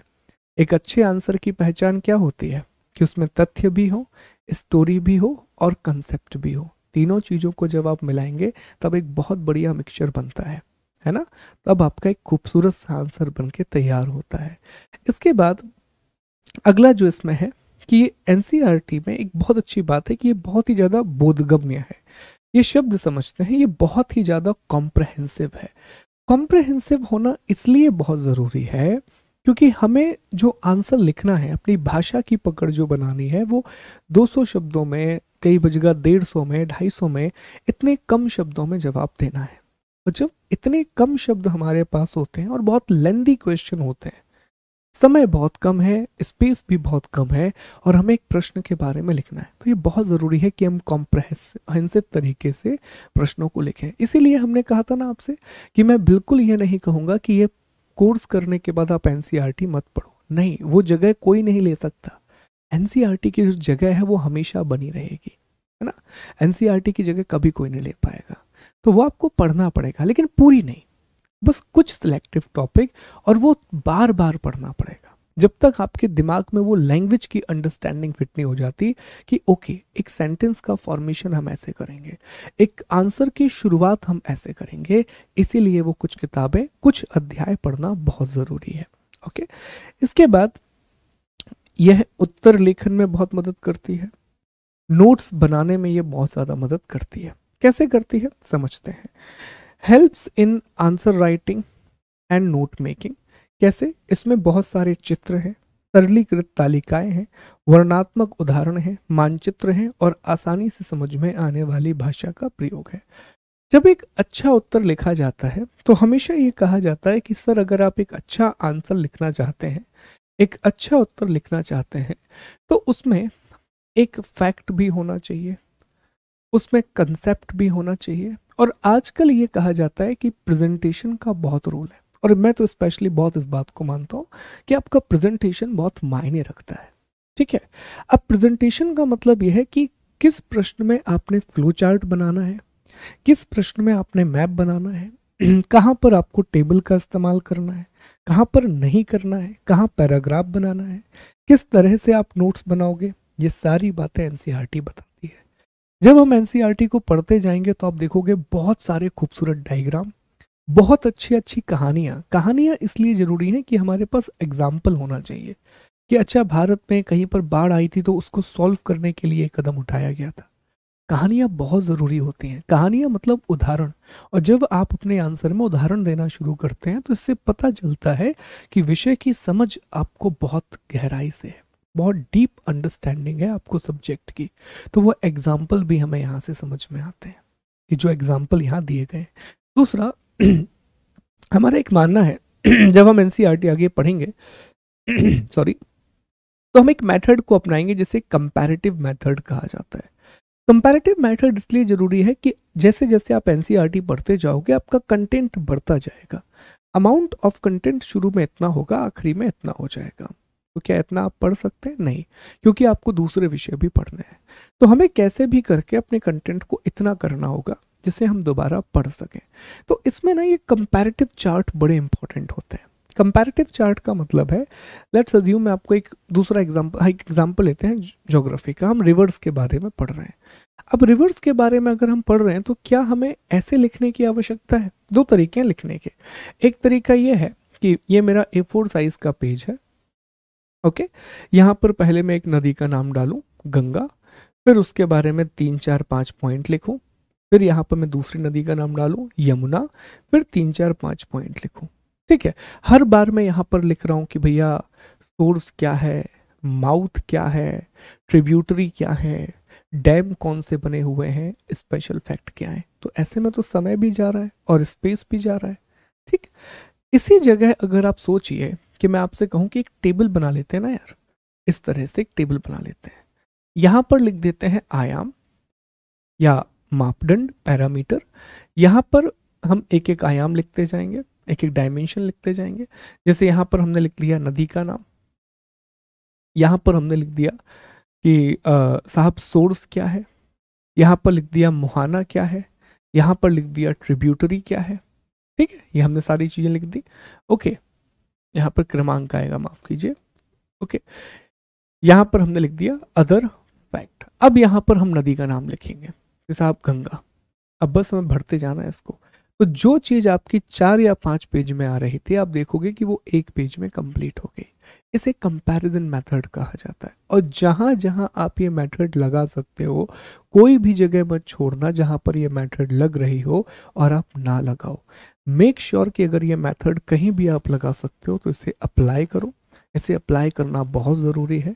इससे आपकी बहुत सारी मदद होगी, आपके नोट्स बहुत खूबसूरत बनेंगे और बहुत इजी टू अंडरस्टैंड होंगे। तो ये हम फॉलो करेंगे। जैसे जैसे हम एनसीईआरटी को फर्दर आगे बढ़ाएंगे, मेरा पूरा फोकस रहेगा कि कम से कम शब्दों में मैक्सिमम बातें आपके पास पहुंच सकें। टेबल बना करके, फ्लो चार्ट बना करके सारी बातें आप तक पहुंचे और कीवर्ड आपका एक भी मिस ना हो। तो ये उत्तर लेखन में बहुत ज़्यादा मदद करती है। इसमें आप डायग्राम बनाना भी सीखोगे, मैप बनाना भी सीखोगे, टेबल्स बनाना सीखोगे, प्रेजेंटेशन स्किल सीखोगे। Last but not the least, और ये बड़ा इंपॉर्टेंट है, एक बड़ा प्रश्न आप हमेशा करते हैं अपने आप से भी, वैकल्पिक विषय कौन सा चुना जाए, ऑप्शनल सब्जेक्ट कौन सा चुना जाए। इसमें एनसीईआरटी आपकी बहुत बड़ी मदद करती है। कैसे सर? ऑप्शनल सब्जेक्ट अगर आप ह्यूमैनिटीज से हैं, मैं ह्यूमैनिटीज के अलावा जो है उनके लिए नहीं बोल रहा हूँ ये बात, मैं खास तौर पर ह्यूमैनिटीज के लिए बोल रहा हूँ कि अगर आप ह्यूमैनिटीज से हैं जिसमें आपको history, political science, sociology, psychology, anthropology या फिर बायोलॉजी, ठीक है, उसमें बायोलॉजी साइंस का सब्जेक्ट है, पर अगर आपको लेना है ज्योग्राफी, इकोनॉमी, ये सारे विषय आपको लेना है, तो एनसीईआरटी हर एक विषय की झलक आपको दे देती है। और जब आप हर एक विषय की झलक देख लेते हो ना, तो आपको ये समझ में आ जाता है कि सर फला सब्जेक्ट हमें समझ में आ रहा है, फला हमें बिल्कुल समझ में नहीं आ रहा है। ठीक है, मतलब आ रहा है लेकिन उतना इंटरेस्ट नहीं आ रहा सर, मतलब उसे पढ़ना पड़ रहा है। कुछ देखो, कुछ विषय ऐसे होते हैं ना कि जो पढ़ने में बड़ा मन लगता है, यार हाँ ज्योग्राफी पढ़ना है, बड़ा इंटरेस्टिंग है, इजी है, क्योंकि ना साइंस की बातें होती हैं। ऐसा हर चीज़ रटनी नहीं पड़ती सर। एक बड़ी अच्छी साइंस है कि अच्छा हाँ 2 चीज़ें पास में आ रही हैं तो एक चीज़ ऊपर उठ जा रही है, साइंस है। ठीक है, तो बड़ा इंटरेस्ट आता है पढ़ने में। कुछ सब्जेक्ट उबाऊ लग सकते हैं, अरे सर बहुत साइकोलॉजी की बात हो रही है, ठीक है, बहुत दिक्कत जा रही है साइकोलॉजी समझने में। तो ये एनसीईआरटी आपको ये तो बता ही देगी कि कौन से विषय में आपको इंटरेस्ट है, कौन से विषय में कम इंटरेस्ट है। नहीं इंटरेस्ट वाला ऑप्शन नहीं है, क्योंकि पढ़ना तो सब पढ़ेगा, लेकिन ये बता देगा कि कौन से में कम इंटरेस्ट है। It will help you to choose your optional. फिर आप ऑप्शनल चूज ज़्यादा बेहतर तरीके से कर पाओगे, क्योंकि हर एक विषय को जब आप पढ़ लोगे तो ऑप्शनल चुनने से पहले हमेशा कहा जाता है कि उसके प्रीवियस ईयर क्वेश्चन को एक बार देख लीजिए। तो अब विषय की जानकारी मिल चुकी है, तो जब आप ऑप्शनल के प्रीवियस ईयर क्वेश्चन देखोगे तो ऐसा नहीं लगेगा कि आप एक नई दुनिया में पहुंच गए, ऐसा नहीं होगा कि दूसरे ग्रह पर ले जाके आपको छोड़ दिया। लगेगा एक ही जगह है, बस अभी तक हम मध्य प्रदेश में रह के पढ़ रहे थे या बिहार में रह के पढ़ रहे थे, अब बस दूसरे राज्य में चले गए, है ना। तो ऐसा नहीं लगेगा कि बिल्कुल अलग ही कहीं पहुंच गए हैं, आसान लगेगा आपको। फिर आप एक बेहतर डिसीजन ले पाएंगे अपने वैकल्पिक विषय के चुनाव का, ऑप्शनल को सिलेक्ट करने का। तो ये वो सारे पॉइंट हैं जो मेरा मानना है कि एनसीईआरटी क्यों पढ़ना चाहिए, उसका एक जवाब देते हैं।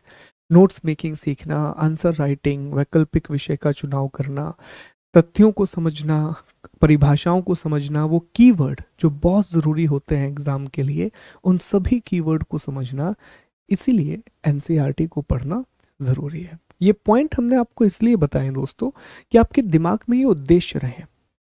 अगर मैं यहाँ पे ये लिख दूं कि ये एनसीईआरटी पढ़ने के उद्देश्य हैं, these are the objective to read the NCERT, तो आपके दिमाग में तो रहेगा कि हाँ, एनसीईआरटी पढ़ने के बाद हमें एक चीज़ निकालनी है। एक छोटी सी बात मैं आपसे करूँगा आगे बढ़ने से पहले।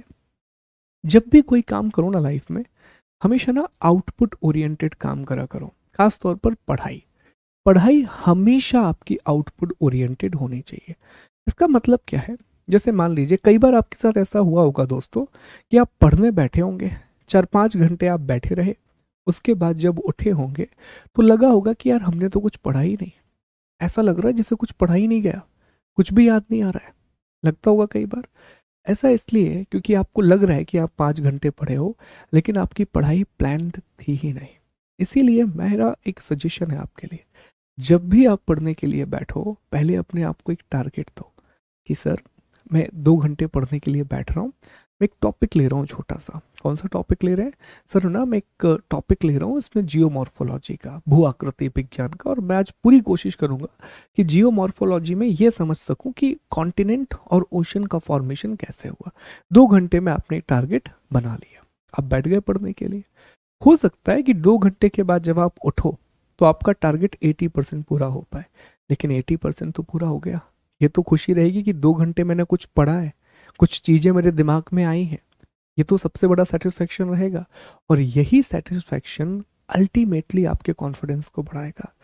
ये बहुत बड़ा एग्जाम जो है ना दोस्तों, ये बहुत बड़ा चैलेंज होता है कि आपकी मेंटल टफनेस कैसी है। और मेंटल टफनेस तभी आती है जब आप सेल्फ मोटिवेटेड रहते हो। अगर सेल्फ मोटिवेटेड नहीं हो, मैं दोबारा से कह रहा हूँ, सेल्फ मोटिवेटेड होना बहुत ज़रूरी है। और सेल्फ मोटिवेशन आएगा जब आपका काम रेगुलर होगा। तो अल्टीमेटली बात कहीं पर आ गई कि मोटिवेशन का आधार एक ही है। अगर आप अपना काम रेगुलर बेसिस पे करोगे, आप डीमोटिवेट नहीं हो सकते, आपको बुरा लगने का चांस है ही नहीं, क्योंकि आपको पता है कि जो आपका प्राइमरी ड्यूटी है उसे आप बहुत अच्छे से फॉलो कर रहे हो। ठीक है, तो ये सारे पैरामीटर हैं कि हमें एनसीईआरटी क्यों पढ़नी चाहिए, why do we need to read the NCERT.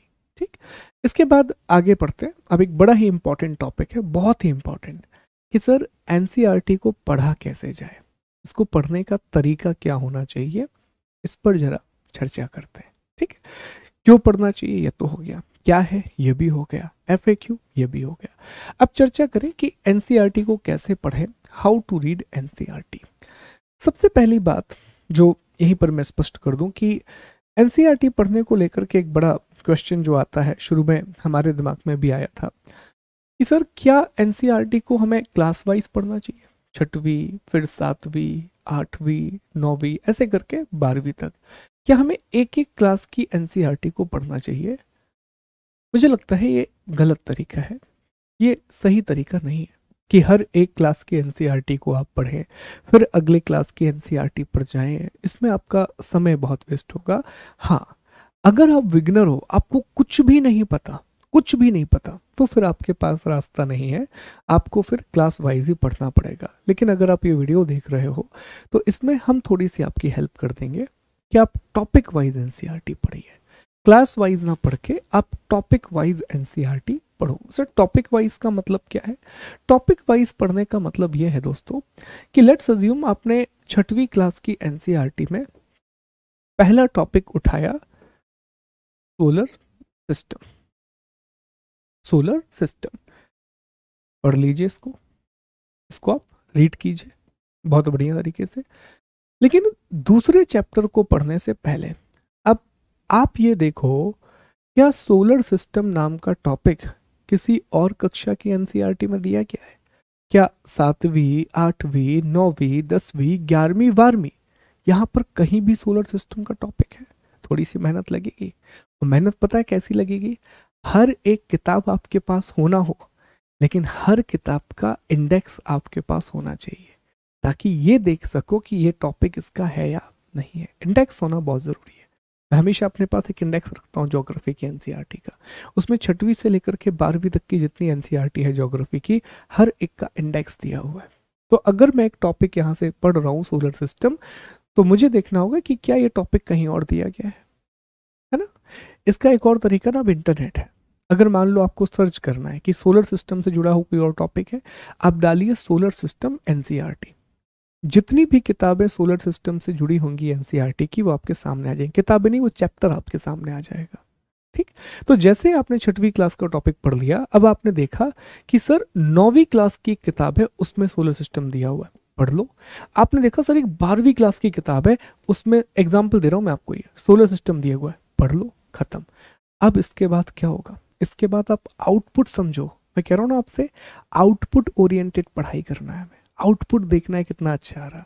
तो इसके बाद जैसे ही आप ये टॉपिक खत्म करोगे, as you complete this topic, अब आप देखोगे कि आपके पास सोलर सिस्टम के एक बहुत ही खूबसूरत, एक तो ब्यूटीफुल, उसके बाद एक बहुत ही कॉम्प्रहेंसिव नोट्स बन के तैयार है, जो आपको इतना कॉन्फिडेंस दे रहे हैं कि सर अब सोलर सिस्टम का टॉपिक ही कंप्लीट है, अब कुछ और पढ़ने की आवश्यकता नहीं है। जितनी भी बातें सोलर सिस्टम में हो सकती थी वो सब हमने जान ली है। इतना अच्छा फाउंडेशन बन गया।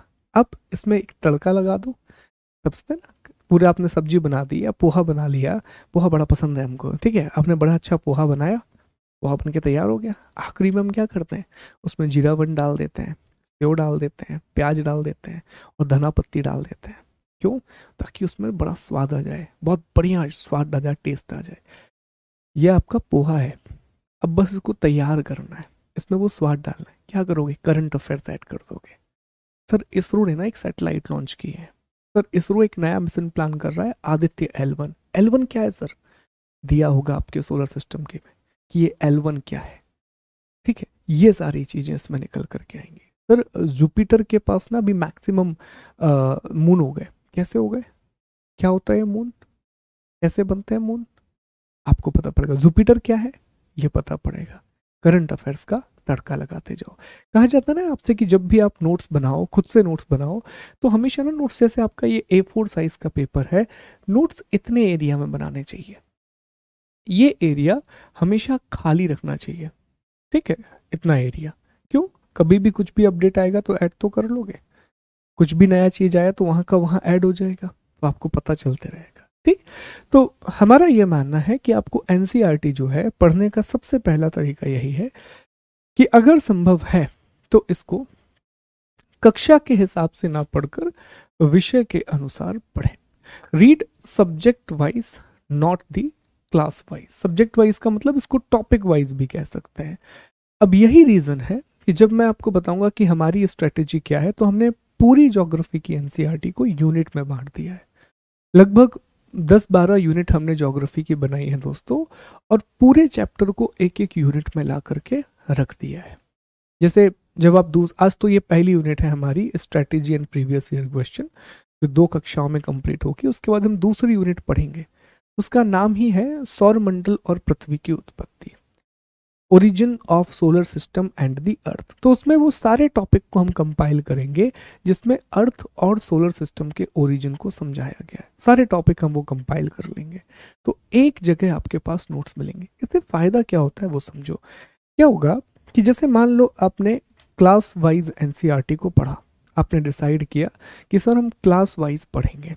आपने 6वीं क्लास में सोलर सिस्टम पढ़ा, फिर आप सीधा 12वीं क्लास में सोलर सिस्टम पढ़ रहे हो, तो आप चीज़ों को लिंक नहीं कर पाओगे। आपको ये लगेगा कि जो चीज़ आपने पहले पढ़ी थी, अब वो मेहनत आपके किसी काम की नहीं रही। 12वीं कक्षा में वो दोबारा मेहनत करनी पड़ी। ठीक है, लेकिन जब आप टॉपिक वाइज पढ़ोगे तो वो एक साथ लिंक हो जाएगा। एक ऐसी माला मिलेगी जिसमें ना खूबसूरत से एक ही प्रकार के फूल है, लेकिन उनका साइज अलग अलग है, तो बड़ी खूबसूरत माला लगेगी, बहुत ही प्यारी सी माला बनेगी, है ना। धीरे धीरे ये चीज़ आपको डेवलप करना है। और फिर जैसे आपने 6वीं में सोलर सिस्टम पढ़ा, 9वीं में सोलर सिस्टम पढ़ा और 12वीं में पढ़ा, इन 3 को पढ़ने के बाद फिर आप सिनॉप्सिस बनाओगे। पहले तीनों को पढ़ोगे, फिर आप फाइनल नोट्स तैयार करोगे कि हाँ स्टार की डेफिनेशन कहाँ पर सबसे अच्छी दी गई है जो मुझे याद हो जाए।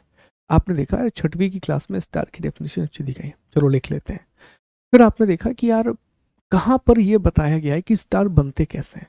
आपने देखा कि यार जो 12वीं कक्षा की किताब है ना, उसमें इतना अच्छा लिखा हुआ है स्टार कैसे बनते हैं कि मैं आंसर राइटिंग में यूज़ कर सकता हूँ। ये मेरे कुछ कीवर्ड हैं जो आ सकते हैं या प्रीलिम्स में वहाँ से पूछा जा सकता है, वो लिख लिया। ये आपको समझना पड़ेगा। ये एनसीईआरटी पढ़ने का सबसे पहला तरीका है, एक बेसिक तरीका है जो आपको याद रखना है। ठीक है, तो उम्मीद करता हूँ कि ये वाला पॉइंट जो सबसे इंपॉर्टेंट पॉइंट था वो आपके दिमाग में स्पष्ट हुआ होगा, वो आपके पूरे दिमाग में क्लियर हो गया होगा। इसके बाद दूसरा जो पॉइंट है, चयनात्मक बने, बी सिलेक्टिव। समझते हैं इस बात को। सिलेक्टिव होने का मतलब यही है सर, क्या हमें सारी एनसीईआरटी पढ़ने की आवश्यकता है? जितनी भी एनसीईआरटी दी गई हैं क्या हम सभी को रीड करना चाहिए? जवाब है नहीं, ना सारी एनसीईआरटी पढ़ना है, ना सारे चैप्टर आपको पढ़ना है। अगेन मैं आपसे फिर वही दोहराऊंगा, ये बात हमेशा याद रखना कि आप बोर्ड का एग्जाम देने के लिए एनसीईआरटी नहीं पढ़ रहे हो। आपको 6वीं का एग्जाम नहीं देना है जो 6वीं क्लास की पूरी एनसीईआरटी पढ़ ली। आपको 9वीं का एग्जाम नहीं देना जो 9वीं की पूरी एनसीईआरटी पढ़ ली। साहब हमें सिविल सर्विस की तैयारी करना है तो हमें वो टॉपिक देखना जो हमारे लिए ज़रूरी है, जो हमारे स्टैंडर्ड का है, जहाँ से सवाल बनने की संभावना है। हम उस टॉपिक पर फोकस करेंगे, ना कि हर एक चैप्टर पर फोकस करेंगे। तो इस बात का भी हम विशेष ध्यान रखेंगे।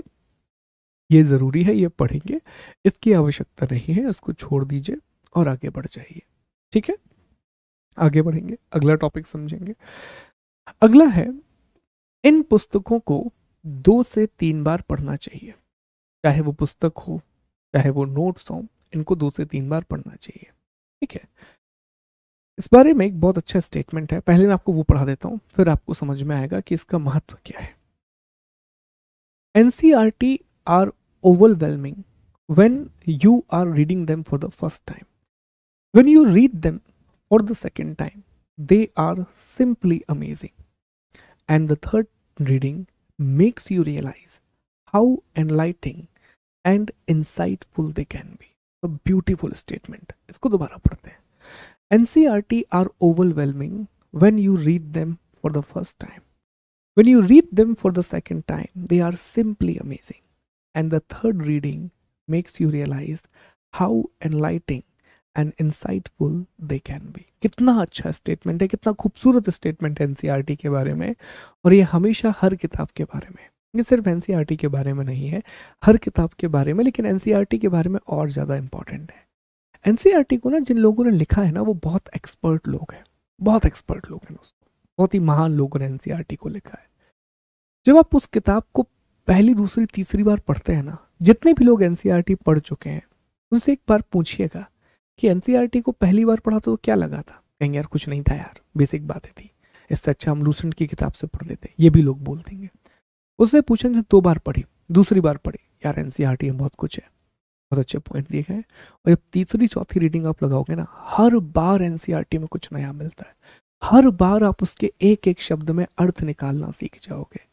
इसीलिए आखिरी वर्ड में क्या रखा गया है कि यू रियलाइज की कितनी एनलाइट करती हैं आपके दिमाग को ज्ञान, और कितना इंसाइटफुल है इनके अंदर जो नॉलेज दिया गया है। इसीलिए दोस्तों शुरुआत में जो हमने आपको बताया था कि जो 15-20 अध्याय, 15-20 चैप्टर हम आपको पढ़ने के लिए देंगे, उन्हें कम से कम 2 से 3 बार पढ़िएगा।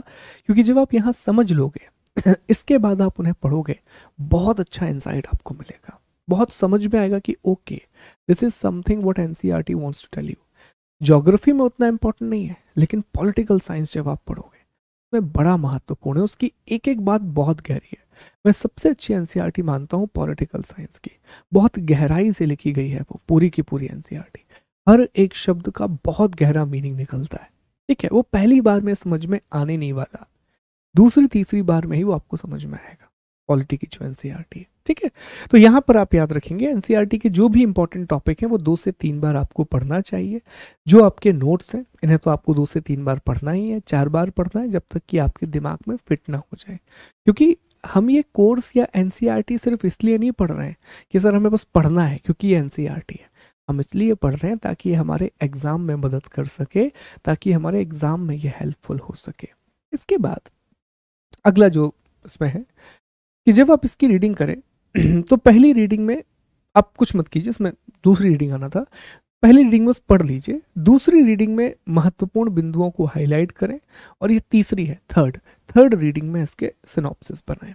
ठीक है, अब ये काम यहाँ पर हम आपके लिए कर देंगे, ये आपको नहीं करना है, हम नोट्स आपको बना करके दे देंगे, सिनॉप्सिस आप खुद बनाएंगे। ठीक है, लेकिन अगर आप खुद से पढ़ेंगे पूरी एनसीईआरटी तो आपको ये प्रोसेस फॉलो करनी पड़ेगी, पर वो मत कीजिएगा, अदरवाइज बहुत लेंदी हो जाएगी और फिर उसका कोई मतलब भी नहीं है। जब हम आपके लिए इतनी हेल्प करके ला रहे हैं तो आप ना उस पर, और अच्छा एक चीज़ थोड़ा सा याद रखना इस एग्जाम में, एक बहुत इंपॉर्टेंट बात बता रहा हूँ, कई बार ना बहुत ईगोइस्टिक हो जाते हैं कि नहीं हम तो खुद ही पढ़ेंगे। ठीक है अब ना एग्ज़ाम बड़ा कॉम्पिटिटिव होता जा रहा है, तो उसमें हर काम खुद मत करो। जहाँ से आपको मदद मिल रही है, जिस टीचर से आपको हेल्प मिल रही है वो हेल्प ले लो। वो आधा काम अगर मैंने आपका कर दिया, आपको ये टॉपिक समझा के एक्सप्लेन करके नोट्स बना के दे दिए, तो उसको एक्सेप्ट करने में कोई बुराई नहीं है। उस पर अपनी बिल्डिंग बना लो। अगर मैं आपको फाउंडेशन दे रहा हूँ तो उस पर आप अपनी बिल्डिंग तैयार कर लो। अब आप पहले फाउंडेशन भी बनाओगे फिर बिल्डिंग भी बनाओगे, समय ज़्यादा लगेगा। ठीक है, तो ये ज़्यादा बेहतर है कि जहाँ जहाँ से भी हेल्प मिले वहाँ से हेल्प लो और फिर आगे बढ़ते जाओ। ठीक है, तो ये आपको करने की आवश्यकता नहीं पड़ेगी। अगला है, ये बड़ा इंपॉर्टेंट है, पुस्तक के प्रश्नों तथा क्रियाकलापों को सॉल्व करें। Solve the question and activities in the book. ये काफ़ी ज़्यादा इंपॉर्टेंट है। पहली बात, एनसीईआरटी के जितने भी आप टॉपिक पढ़ोगे तो एक टॉपिक खत्म होने के बाद एनसीईआरटी में प्रश्न दिए जाते हैं, एनसीईआरटी में क्वेश्चन दिए जाते हैं। प्रश्न दोनों प्रकार के हैं, सब्जेक्टिव भी है ऑब्जेक्टिव भी है। ऑब्जेक्टिव मतलब एमसीक्यू, सब्जेक्टिव मतलब जो आपसे भाषा की रिक्वायरमेंट के लिए पूछे जाते हैं। दोनों प्रकार के क्वेश्चन दिए गए हैं इनको हल करने की कोशिश करना है। दूसरा, एनसीईआरटी बहुत सारी एक्टिविटी देती है। जैसे एनसीईआरटी ने लिख दिया अरावली पर्वत सॉरी, एक मिनट दीजिए मुझे, बस एक मिनट पानी पी लेता हूँ।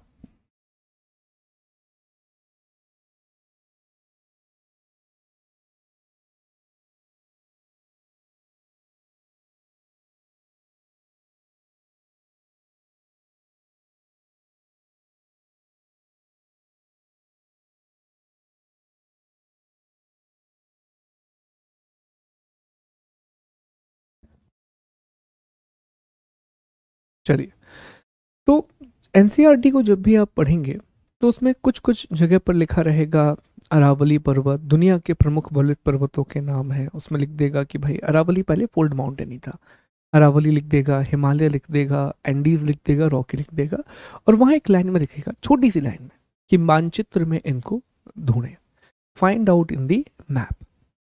तो हमें क्या लगेगा, अरे एनसीईआरटी ने तो आलसी कर दी, इन्होंने तो ये काम किया ही नहीं, हम भी आलसी कर देते हैं। नहीं साहब, आपसे बोला है उसने कि ये काम करो, लिखा रहेगा कि क्यों हम लीप ईयर मनाते हैं, क्यों, उसने छोड़ दिया प्रश्न लिख के। आपको लगेगा आप कौन ढूंढे, पर ढूंढना चाहिए। तो जो भी उसने एक्टिविटी बोली है उस एक्टिविटी को फॉलो कीजिए, जो भी उसने क्वेश्चन दिए हैं उनको सॉल्व कीजिए। इससे आपका कॉन्फिडेंस ही बढ़ेगा और आप चीज़ें सीखेंगे। बहुत ज़रूरी है कि जो एक्टिविटी दी गई है उनको आप सॉल्व करते रहें। अगला है, एनसीईआरटी में दिए गए परिचय और भाषा का प्रयोग उत्तर लेखन में करना शुरू करें। इसकी शुरुआत एनसीईआरटी के प्रश्नों के उत्तर लिखकर की जा सकती है। Start using the introduction and language given in the NCERT in answer writing can be started by writing answer to NCERT question. बहुत अच्छा एक स्टेटमेंट है, याद रखेंगे आप ये। एनसीईआरटी हमें सिर्फ प्रीलिम्स के लिए नहीं पढ़ना है, एनसीईआरटी हमें सिर्फ तथ्यों के लिए नहीं पढ़ना है दोस्तों, एनसीईआरटी हमें एक ओवरऑल प्रिपरेशन के लिए पढ़ना है। और मैं शुरुआत से ही आपसे बोल रहा हूँ कि एनसीईआरटी का एक बहुत बड़ा उद्देश्य यह भी है कि हमारी आंसर राइटिंग की तकनीकों को हम बेहतर बनाएं, उसमें सीखें। और यहाँ से मुख्य बात जो हम सीख सकते हैं वो भाषा की पकड़ है। कि एक लैंग्वेज की अंडरस्टैंडिंग क्या होती है, क्यों एक लैंग्वेज बहुत ज़रूरी होती है, इससे हमें सीखना है भाषा। भाषा की पकड़ आप कैसे बनाएंगे, यह आपको समझना है दोस्तों। तो यह जब हम हमको पढ़ाएंगे ना, तो धीरे धीरे हम आपको हर जगह बताते जाएंगे कि यार ये पैराग्राफ है, अगर इस प्रकार का प्रश्न आएगा, हम प्रीवियस ईयर के क्वेश्चन का एग्जाम्पल लेके आपको बताएंगे कि अगर इस प्रकार का प्रश्न आएगा तो हम इस तरह का इंट्रो लिख सकते हैं या इस स्टेटमेंट को कंक्लूजन में डाल सकते हैं, या फिर ये पॉइंट है मेन बॉडी में डाल सकते हैं। तीन ही चीजें होती हैं आंसर में, चौथी कोई चीज नहीं होती। एक होता है इंट्रो, मेन बॉडी और कंक्लूजन। तो इस तरह से हम समझने की कोशिश करेंगे कि एनसीईआरटी के पैराग्राफ को हम यूज कैसे करें, सेंटेंस को हम यूज कैसे करें। इसके बाद दोस्तों, हमेशा एनसीईआरटी पढ़ने के बाद, टॉपिक कंप्लीट करने के बाद उसे करंट अफेयर से रेगुलर जोड़ने की कोशिश करनी चाहिए। करंट अफेयर्स हमेशा पढ़ना चाहिए, चाहे आप डे 1 से पढ़ रहे हो बाद में पढ़ रहे हो, बस पढ़ने का तरीका समझो। अगर आपको एग्जाम 2 साल बाद देना है तो अभी आपको मैगजीन ये सब पढ़ने की आवश्यकता नहीं है इतना डिटेल से। अभी सिर्फ आपको एडिटोरियल पढ़ने की जरूरत है। एडिटोरियल, ठीक है। एडिटोरियल या वो खबरें जो बहुत ज्यादा चर्चा में रहती हैं, जैसे हाल ही में हमने देखा रशिया यूक्रेन वॉर, कोविड, फिर हमने देखा अभी चैट जीपीटी जीटीपी क्या है वो बहुत चर्चा में है, उसके बारे में पढ़ना, ठीक है। ये सारी चीजें। अब आपने देखा कि यार आपने एक टॉपिक कंप्लीट, तुर्की में जो अर्थक्वेक आया सीरिया में वो, अब आपने देखा कि यार आपने एक टॉपिक पढ़ा था अर्थक्वेक, और साथ ही साथ आपने प्लेट टेक्टोनिक भी पढ़ा था। फिर आपने देखा कि यार यहाँ पर भूकंप आया है, और हम जानते हैं कि भूकंप एक अंतर्जात बल है, ये पढ़ लोगे आप तो जान लोगे कि सर अर्थक्वेक जो है वो एक इंटरनल या एंडोजेनिक फोर्स है। अब इसको फिर आप रिलेट करना शुरू करोगे, ओके मैंने बेसिक्स ये पढ़े हुए थे, इसमें ये अपडेट आया है, ये एक नई चीज हमको जानने मिली, यहाँ पर ना इस तरीके का मूवमेंट हो गया प्लेट में, ये दो प्लेटें टकरा गई, कि ये करंट अफेयर्स है। साथ में ना करंट अफेयर से मैपिंग भी सीखना है। अब तुर्की और सीरिया ये बहुत चर्चा में आ गए, तो उनका मैप एक बार हम देख सकते हैं। मैप देखते समय हम ये देख सकते हैं कि साहब क्या इसकी सीमा किसी समंदर को छू रही है, कोई बड़ी लेक है क्या, कोई बड़ा सागर है क्या, कौन कौन से देशों से सीमाएं जुड़ी हैं। सीधे प्रश्न आते हैं यूपीएससी में, ऐसे प्रश्न भी पूछे गए कि बताइए कैस्पियन सागर को कितने देशों की सीमाएं छूती है, ऐसे क्वेश्चन भी पूछे गए। तो ये भी हमें तैयार करना चाहिए। करंट अफेयर से जुड़े रहना बहुत जरूरी है। करंट अफेयर्स में सिर्फ अभी एक काम कीजिए, बहुत बेसिक काम कीजिए, एडिटोरियल पढ़ना शुरू कीजिए। हिंदी मीडियम के हैं, कोई बात नहीं, हिंदू मत पढ़ो, जनसत्ता पढ़ लो, दैनिक जागरण पढ़ लो, बस पढ़ना शुरू करो। इंग्लिश मीडियम के हो, बिल्कुल बिना किसी कंफ्यूजन के साथ द हिंदू पढ़ना शुरू करो। कम से कम पता तो चलेगा, पढ़ने की हैबिट तो आएगी, समझने की हैबिट तो आएगी। और डिस्कशन सुनो। डिस्कशन कहाँ पर सुन सकते हैं आप? संसद टीवी पे जाकर के सुन सकते हैं, या फिर आप ऑल इंडिया रेडियो, बहुत अच्छी खबरें आती है ऑल इंडिया रेडियो पे, वहां से सुन सकते हैं। करंट अफेयर्स के लिए अधिकतम जो समय अभी आपको देना है पूरे दिन का, अगर आप शुरुआती दौर में है प्रिपरेशन के, 40 to 45 minutes, not more than that. और फिर आपको यह समझना है कि हाँ टॉपिक से लिंक कैसे होगा, ठीक है, कैसे आप जोड़ पाओगे। आपको ऐसा भी याद आएगा कि मान लो आपने पहले तुर्की की खबर को पढ़ा, अब आप प्लेट टेक्टोनिक पढ़ रहे हो, तो हो सकता है पुरानी खबर को आप रिलेट कर लो, ओके मैंने वो खबर पढ़ी थी, ये यहाँ से जुड़ रही है। करंट अफेयर से कनेक्ट करना होगा मैं एनसीईआरटी को, जहां जहां हम जोड़ पाएंगे हम पूरी कोशिश करेंगे कि हम इसे करंट अफेयर से जोड़ करके आपके सामने प्रस्तुत करें, ठीक है। इसके बाद अगला है रिवीजन। एक बहुत अच्छा स्टेटमेंट है, मैं आपको पढ़ के सुनाता हूं। It is not about completing the NCERT but remembering the key concept and the fact. बहुत अच्छा स्टेटमेंट है, याद रखना। यह सिर्फ एनसीईआरटी को पूरा करने के बारे में नहीं है, बल्कि प्रमुख अवधारणाओं और तथ्यों को याद रखने के बारे में। हमें सिर्फ एनसीईआरटी इसलिए रीड नहीं करना है कि सर सिविल सर्विस में एनसीईआरटी पढ़ना पड़ता है तो हमने भी एनसीईआरटी पढ़ ली।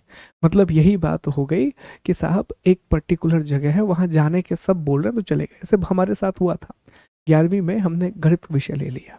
क्यों लिया था आज हमें पता चल रहा है, हमारे दोस्तों ने गणित लिया था तो हमने गणित ले लिया था, जबकि हमको गणित में कुछ नहीं आता दोस्तों।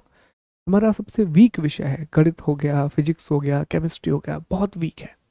लेकिन क्यों लिया हमने वो, हमारे दोस्तों ने ले लिया था। आज लगा कि उस समय अगर हमने ह्यूमैनिटीज़ लिया होता तो शायद कहानी कुछ और होती, ठीक है, और अच्छा नॉलेज मिलता मुझे, और बेहतर चीज़ें जानने को मिलती, इंटरेस्टिंग चीज़ें पढ़ रहा होता मैं, ठीक है। तो होता है कई बार, तो ये हम कुछ चीज़ें करते हैं for the shake of the thing, कि भाई ये चीज़ करना है क्योंकि सब कर रहे हैं, नहीं, हमें इस चीज़ से कुछ मिलना चाहिए। एक शब्द दिमाग में डाल दो, आउटपुट, ठीक है। ये पहली क्लास जो मैं आपके ले रहा हूँ दोस्तों, ये बहुत इंपॉर्टेंट क्लास है। अगर इसकी सारी बातें आप पूरे कोर्स में याद रखे रहे तो आपका कोर्स बहुत अच्छा रहेगा, बहुत फ्रूटफुल रहेगा, ठीक है। हमारे एक बहुत अच्छे शिक्षक थे, वो हमेशा कहते थे बेटा जो पहली क्लास होती है ना, अगर आपके पास रिकॉर्डेड फॉर्म में, उसे 3 से 4 बार देखा करो, क्योंकि पहली क्लास में हम रोड मैप बनाते हैं, और रोड मैप में हर क्लास में आके नहीं बनवाऊंगा आपको कि अब ऐसे पढ़ो वैसे पढ़ो, नहीं, ऐसे पढ़ना ही हमने आपको पहली क्लास में बता दिया। इसे आपको दिमाग में सेव करना है, और सेव कब होगा, जब इस वीडियो को 3-4 बार आप देख लोगे, तब आपके दिमाग में वो रोड मैप क्लियर हो जाएगा कि ओके ये हमारा रास्ता है, ये हमारे गोल है, इस रास्ते पे चल के इन गोल को अचीव करना है, दैट्स इट। सीधा सिंपल रास्ता, ओके। पढ़ाई का रास्ता ना सिंपल है, हम इसे यूं यूं यूं यूं यूं करके कॉम्प्लिकेटेड कर देते हैं, ठीक। आखिरी पॉइंट, रिवीजन। रिवीजन जितने लोग जानते हैं दोस्तों, एक बहुत अच्छा स्टेटमेंट है, एक महान व्यक्ति है ब्रूस ली। ब्रूस ली ने एक बहुत अच्छी बात कही, I fear not the man who has practised 10,000 kicks once, but I fear the man who has practiced one kick 10,000 times। Her lecture में ये बात मैं बोलता हूँ आपसे, रिवीजन किसी भी परीक्षा को निकालने की होता है, ठीक है। रिवीजन अगर है तभी आप पेपर निकाल पाएंगे, अन्यथा आप मान के चलिए कितना भी प्रयास करें आप पेपर नहीं निकाल सकते। ब्रूस ली ने कहा कि मुझे उस व्यक्ति से डर नहीं लगता जिसे 10,000 प्रकार की किक मारना आता है, मुझे उस व्यक्ति से डर लगता है जिसने एक किक को 10,000 बार मारने की प्रैक्टिस की हो। एक बहुत अच्छी फिल्म आई थी इसी कोटेशन पर based, Chandni Chowk to China, जिसमें अक्षय कुमार ना एक रेस्टोरेंट में काम करता है, वो बचपन से आटा गूंथने का काम करता है। इस तरह से चाइना में जाता है, वो एक बहुत बड़े कराटे मास्टर से उसकी फाइट होती है, चांसेस ही नहीं है अक्षय कुमार के जीतने के, क्योंकि वो कराटे मास्टर, दुनिया का मार्शल आर्ट का मास्टर है वो, लेकिन अक्षय कुमार उसको हरा देता है सिर्फ एक किक के बलबूते पर। हमेशा आप देखना, बहुत सारे लोग आपको मिलेंगे जो बहुत सारा विषय पढ़ लेते हैं। फिर से कह रहा हूं, आपकी पढ़ाई किसी भी विषय को खत्म करने के लिए नहीं होनी चाहिए, आपकी पढ़ाई उस विषय की सभी महत्वपूर्ण बातों को याद करने के लिए होनी चाहिए। इसका एक बहुत अच्छा तरीका है कि अगर आप एक दिन में 8 घंटे या 5 घंटे पढ़ते हो, तो उसमें से 2.5 घंटे सिर्फ रिवीजन को दीजिए। आपको लग रहा होगा क्या बात कर रहे हो सर, फिर हम पढ़ेंगे कब? भाई साहब, नया पढ़ना ज़रूरी नहीं है, लेकिन जो पुराना पढ़ लिया है उस पर कमांड बनाना ज़रूरी है। आप सोच के देखिए कि आपने पूरे एनसीईआरटी का कोर्स पढ़ लिया, उसके बाद आपने रिवीजन नहीं किया, आप सारी चीज़ें भूल गए, क्या मतलब रहा?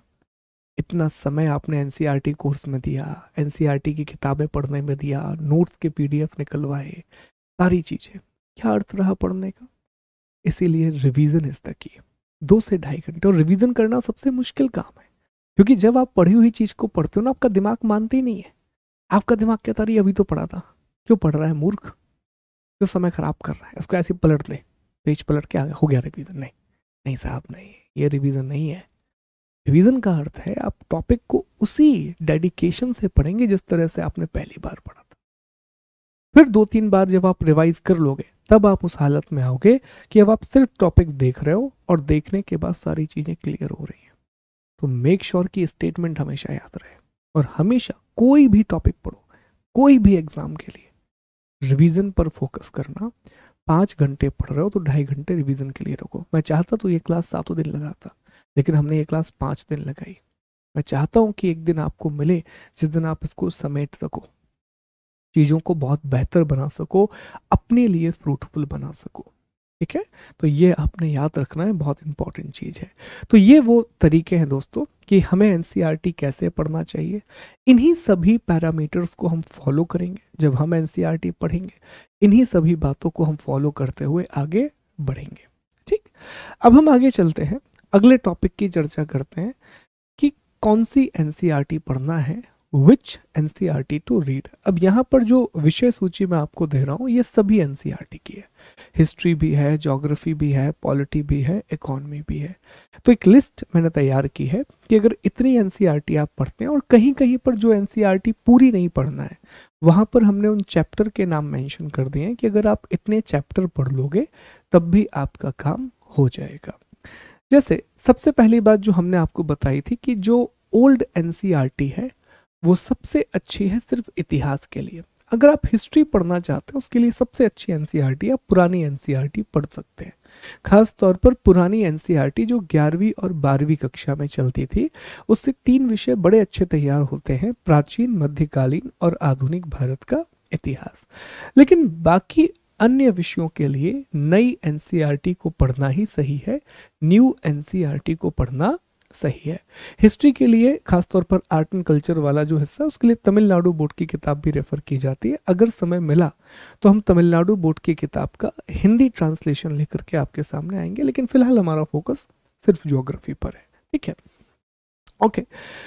अब आप देखें एक एक विषय को। सबसे पहले हम हिस्ट्री की बात करते हैं कि सर हिस्ट्री में हमें कौन कौन सी एनसीईआरटी को पढ़ना चाहिए। देखो, नई एनसीईआरटी पढ़ने का ये मतलब, पुरानी एनसीईआरटी हिस्ट्री में पढ़ने का मतलब नहीं कि नई किसी काम की नहीं है, नई बहुत काम की है। नई में हिस्ट्री को थीम के रूप में प्रेजेंट किया गया। तो ये थीम वाली हिस्ट्री क्या होती है? थीम वाली हिस्ट्री होती है कि आप एक घटना पकड़े, आपने पकड़ा ब्रिटिश कालीन आर्थिक नीतियां, अब पूरी इकोनॉमिक पॉलिसी आपके सामने डिस्कस कर दी जाएंगी कि क्या प्रभाव हुआ, कैसे हुआ, इन डी इंडस्ट्रियलाइजेशन हुआ तो उसका क्या क्या क्या इफेक्ट पड़ा, वो सारी चीजें एक साथ डिस्कस कर दी जाएंगी। तो नई तो पढ़ना ही है, पुरानी भी पढ़ना है साहब। ठीक है, तो हिस्ट्री में एक लिस्ट है जो आप याद रखेंगे। सबसे पहले ये 3 किताबें हैं जो पूरी तरीके से भारतीय इतिहास से जुड़ी हुई हैं, इंडियन हिस्ट्री से जुड़ी हुई हैं। ठीक है, 11वीं क्लास की पुरानी एनसीईआरटी है एंशिएंट इंडिया और मिडाइवल इंडिया की, 11वीं क्लास की पुरानी एनसीईआरटी। 12वीं क्लास की पुरानी एनसीईआरटी है आधुनिक भारत, मॉडर्न इंडिया। तो ये पुरानी एनसीईआरटी है, पहले आपको यही पढ़ना है, इसी क्रम में आपको पढ़ना है दोस्तों। तो सबसे पहले आप ये पढ़ोगे। पुरानी एनसीईआरटी इसलिए जरूरी है कि वो हिस्ट्री का पहले आपके दिमाग में एक थीम बना देगी कि ओके, घटनाएं ऐसे घटित हुई थी, इसके बाद ये घटना घटित हुई थी। तो पहले आपके दिमाग में वो एक मैप बना देगी कि कम से कम आपको ये पता तो चल जाएगा कि इतिहास की घटनाओं का क्रम क्या है, इनका पूरा नेचर क्या है। इसीलिए पहले पुरानी एनसीईआरटी पढ़ना चाहिए। पुरानी एनसीईआरटी पढ़ने के बाद फिर आप 12वीं कक्षा की एनसीईआरटी पर आओगे, 11वीं नहीं, 12वीं कक्षा की नई एनसीईआरटी पर आओगे और उसमें इंडियन हिस्ट्री के थीम दिए गए हैं, उनको आप पढ़ोगे। और सारे नहीं पढ़ोगे, सिलेक्टिव रीडिंग लगाओगे, जो आपके काम का है वो पढ़ोगे, जो नहीं है उसको आप छोड़ते हुए आगे बढ़ जाओगे। तो ये इतना हिस्सा अगर आपने पढ़ लिया तो आप मान के चलें कि आपका भारत का इतिहास कंप्लीट हो गया, इंडियन हिस्ट्री पूरी तरीके से तैयार हो गई। अब कुछ और पढ़ने की आवश्यकता नहीं है, ना कोई रेफरेंस बुक पढ़ने की जरूरत है। हिस्ट्री के लिए ये मोर देन सफिशिएंट है, इससे ज्यादा कुछ भी तैयार नहीं करना है। फिर दोस्तों आप 11वीं की एनसीईआरटी पर आएंगे।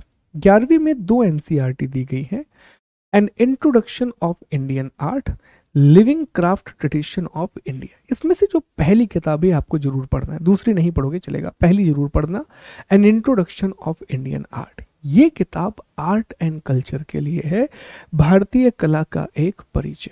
बहुत अच्छी किताब है और बहुत सारे प्रश्न यहाँ से आते हैं, वो भी हम आपको दिखा देंगे कि कैसे बहुत से प्रश्न आर्ट एंड कल्चर से सीधा इस एनसीईआरटी से पूछे गए हैं। तो ये जो पुस्तक है बहुत ही खूबसूरत पुस्तक है, इसे आप पढ़ सकते हैं, an introduction to Indian art. फिर 9वीं, 10वीं और 11वीं।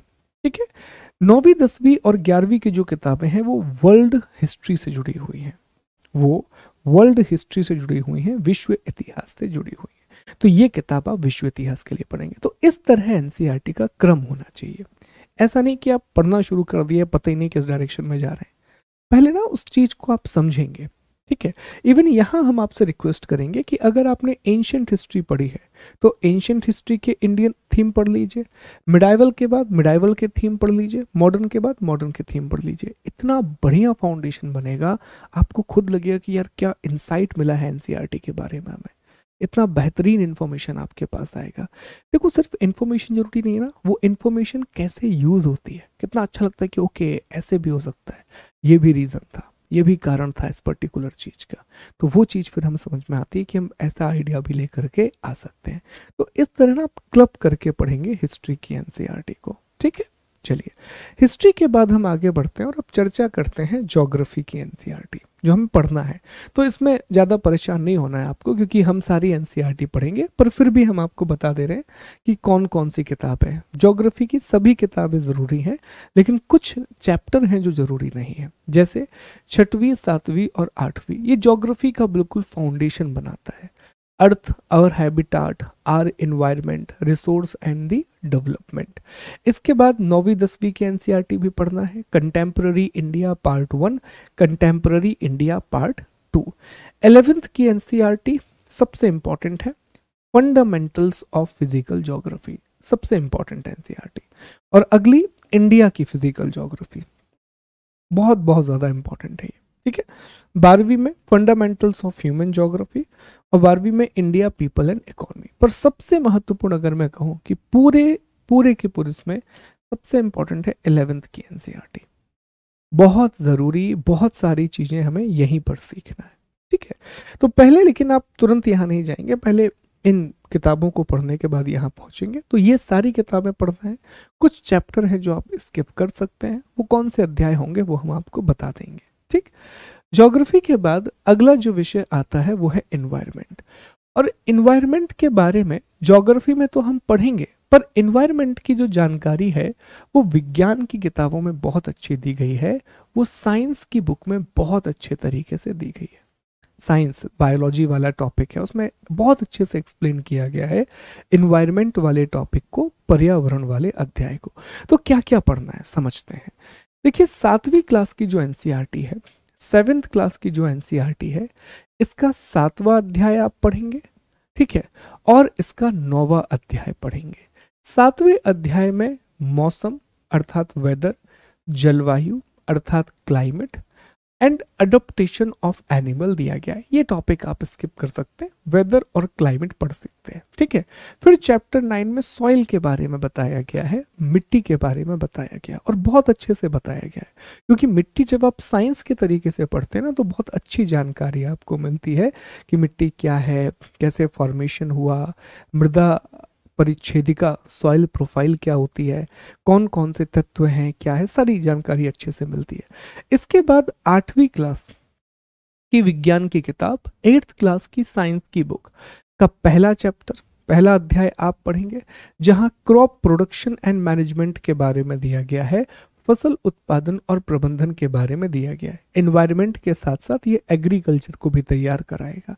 उसके बाद चैप्टर 5 जिसमें कोल और पेट्रोलियम के बारे में दिया गया है। Chapter 7 conservation of plant and animal के बारे में दिया गया है। चैप्टर 18 जहां एयर और वाटर पॉल्यूशन के बारे में दिया गया है।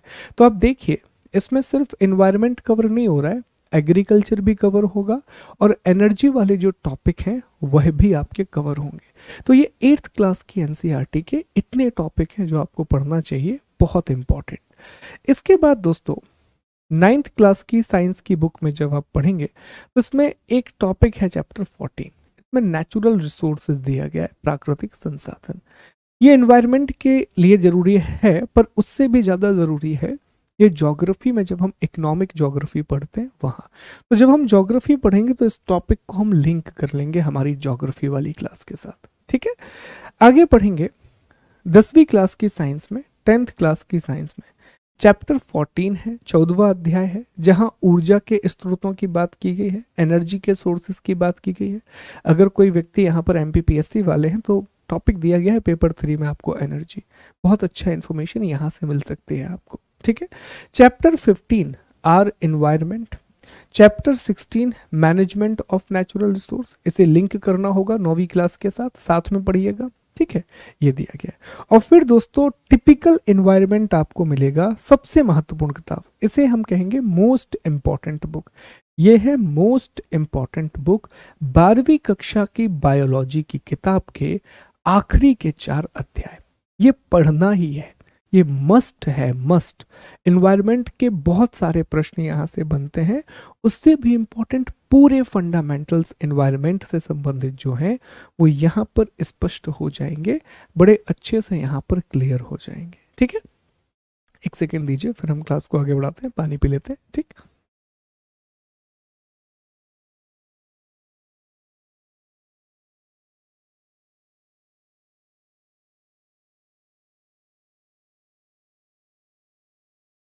चलिए अब आगे बढ़ते हैं। एनवायरनमेंट के बाद जो अगला विषय है वह है political science. Again one of the most important NCERT. Political science की दोस्तों जो छठवीं, सातवीं और आठवीं की एनसीईआरटी है, इसमें पॉलिटिकल साइंस के साथ साथ सोशियोलॉजी भी दी गई है। समाज शास्त्र की बेसिक समझ भी इन्हीं किताबों में दी गई है। इन किताबों का नाम है सामाजिक और राजनीतिक जीवन। तीनों किताबों का नाम है पहला हिस्सा, दूसरा हिस्सा और तीसरा हिस्सा। तो जब आप छठवीं, सातवीं, आठवीं को पढ़ेंगे तो समाज शास्त्र का बेसिक भी आपका तैयार हो जाएगा, सोशियोलॉजी की फाउंडेशन भी यहीं से तैयार हो जाएगी। इसके बाद नौवीं, 10वीं और 11वीं की किताबें हैं। इसमें डेमोक्रेटिक पॉलिटिक्स के बारे में बात की गई है। 11वीं में सबसे पहले हम पॉलिटिकल थ्योरी की एनसीईआरटी पढ़ते हैं, राजनीतिक सिद्धांत की एनसीईआरटी पढ़ते हैं। यहाँ पर बहुत बेसिक बातें हमें पता चलती हैं कि लिबर्टी का मतलब क्या है, बंधुत्व का मतलब क्या है। ये बहुत बेसिक कंसेप्ट हमें यहाँ पर बहुत अच्छे से समझाए गए हैं। जब आप पॉलिटिकल थ्योरी कंप्लीट कर लेते हैं, फिर 11वीं ही कक्षा में एक बहुत इंपॉर्टेंट किताब है भारत का संविधान, इंडियन कॉन्स्टिट्यूशन एट वर्क। तब आपको ये किताब बहुत बेहतर समझ में आएगी। अच्छा, 9वीं और 10वीं की क्लास की मैं भी आपको बताऊं, अगर आप चाहें तो 9th को स्किप कर सकते हैं, सीधा 10वीं क्लास की एनसीईआरटी पढ़ सकते हैं। एक ही जैसे टॉपिक हैं, बहुत ज़्यादा अंतर नहीं है, बस उदाहरण और कहानियां बदल जाती हैं। ठीक है, फिर जो 12वीं कक्षा की एनसीईआरटी है कंटेम्पररी वर्ल्ड पॉलिटिक्स, ये ऑप्शनल है, चाहे तो पढ़ें अन्यथा आप छोड़ सकते हैं। लेकिन 12वीं कक्षा की एक एनसीईआरटी है politics in India since independence. ये अच्छी किताब है, एक अच्छा इंसाइट पैदा करती है कि इंडिया में डेवलपमेंट कैसे हुआ है। खास तौर पर जब हम इतिहास विषय पढ़ते हैं तो उसमें हमें एक टॉपिक पढ़ना होता है आज़ादी के बाद का इतिहास, इंडिया आफ्टर इंडिपेंडेंस। तो अगर ये पुस्तक आप पढ़ लेते हैं तो आज़ादी के बाद के भारत की कहानी बहुत हद तक आपको समझ में आ जाएगी कि किस तरह से डेवलपमेंट हुआ है, किस तरह से हमारी पॉलिटिक्स रही है, सारी चीज़ें बहुत अच्छे से समझ में आएंगी। तो ये सारी महत्वपूर्ण किताबें हैं जो पॉलिटिकल साइंस की हैं, जो राजनीति विज्ञान से संबंधित है। इसके बाद अगला है इकोनॉमिक्स की किताबें। बहुत मुश्किल है क्योंकि इसकी बड़ी कक्षाओं में हिंदी में खासतौर पर बहुत मुश्किल भाषा दी गई है, इसीलिए इकोनॉमिक्स की बहुत थोड़ी सी किताबें हमें पढ़ना होता है। 9th की किताब है इकोनॉमिक्स, बहुत बेसिक कंसेप्ट दिए गए हैं लेकिन बहुत इफेक्टिव तरीके से इन बेसिक कंसेप्ट को समझाया गया है। फिर 10वीं की किताब है अंडरस्टैंडिंग इकोनॉमिक डेवलपमेंट, इसके कुछ टॉपिक हमें पढ़ना है दोस्तों। 11वीं की कक्षा है most important, Indian economic development. लेकिन इकोनॉमी एक ऐसा सब्जेक्ट है जो करंट के साथ आपको मैच करना चाहिए, और एक छोटा सा आपको डिस्कशन या जानकारी होनी चाहिए कि इकोनॉमिक सर्वे क्या होता है, क्योंकि डेटा बहुत सारा यूज़ होता है और इकोनॉमिक सर्वे एक बहुत अच्छा सोर्स होता है डेटा को कलेक्ट करने का। तो थोड़ा सा अपडेटेड रहना होगा, लेकिन बेसिक्स बनाने के लिए ये बहुत अच्छी किताबें हैं जो आपका बेस बहुत अच्छे से तैयार करेंगे, जो आपका फाउंडेशन बहुत अच्छे से तैयार करेंगे। ठीक है, इसके बाद अगला है 12वीं कक्षा की इकोनॉमी, इंट्रोडक्टरी मैक्रो इकोनॉमिक्स, कुछ बहुत सिलेक्टिव टॉपिक, ना कि पूरी किताब। इसके बाद आती है सोशियोलॉजी, समाजशास्त्र। सोशियोलॉजी में 6वीं, 7वीं, 8वीं की किताब तो आपने पढ़ ही ली, समाज और राजनीतिक जीवन के रूप में। अब अगर कुछ किताबें आप सोशियोलॉजी के लिए पढ़ना चाहते हैं तो 11वीं कक्षा की किताब है समाजशास्त्र, उसमें बहुत बेसिक कंसेप्ट दिए गए हैं। 11वीं कक्षा की ही एक किताब है अंडरस्टैंडिंग सोसाइटी, समाज का बोध।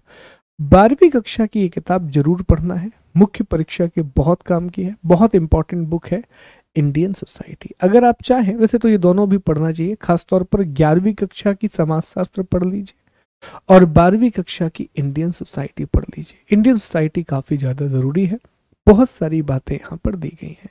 फिर इसी में दिया गया है सामाजिक social change and development in India, ये किताब भी बहुत अच्छी है। तो अब 12वीं क्लास की किताबों को जरूर पढ़ें। इंडियन सोसाइटी वाला जो सेगमेंट है वो बहुत अच्छे से कवर हो जाएगा अगर आप 12वीं कक्षा की पुस्तकों को पढ़ते हैं, 12th क्लास की बुक को कंप्लीट करते हैं। तो इकोनॉमिक्स भी हो गया, सोशियोलॉजी की भी इंपॉर्टेंट किताबें होगी। अब आगे बढ़ते हैं, अब बात करते हैं विज्ञान। विज्ञान की कौन कौन सी महत्वपूर्ण किताबें हैं। देखिए, विज्ञान की किताबों का उपयोग अगर आप एनवायरनमेंट के लिए कर रहे हैं, अगर इनका प्रयोग आप पर्यावरण के लिए कर रहे हैं, तो जो किताबें हमने आपको बताई हैं पर्यावरण वाले सेगमेंट में वो सफिशिएंट है। लेकिन साइंस पढ़ने के लिए अगर आप एनसीईआरटी का प्रयोग कर रहे हैं तो 6वीं से लेकर के 10वीं तक की किताबें पूरी पढ़नी होगी। 11वीं और 12वीं की कुछ सिलेक्टिव रीडिंग करनी होगी। जैसे 11वीं क्लास की बायोलॉजी में यूनिट 4 और 5 पढ़ लीजिए, सिर्फ यूनिट 4 और 5, और 12वीं क्लास की बायोलॉजी में 8, 9 और 10 पढ़ लीजिए।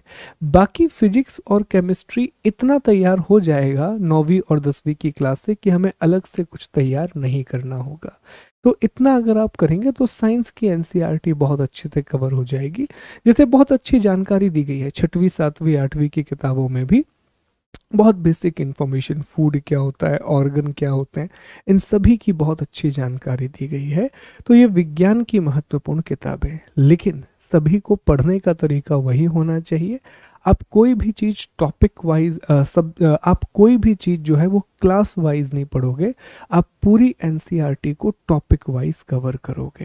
तो ये दोस्तों पूरी लिस्ट है जो हमने यहाँ पर डिस्कस की है एनसीईआरटी से संबंधित, कि जितनी भी एनसीईआरटी हैं उसमें महत्वपूर्ण कौन कौन सी हैं जो हमें सिविल सर्विस एग्जामिनेशन में हेल्प करेंगी, सिविल सेवा की परीक्षा में मदद करेंगी। और ट्रस्ट में अगर इतना भी हम पढ़ लेते हैं तो फिर जो जो सब्जेक्ट आपने पढ़ लिए उसके लिए अलग से सोर्स पढ़ने की ज़रूरत नहीं है।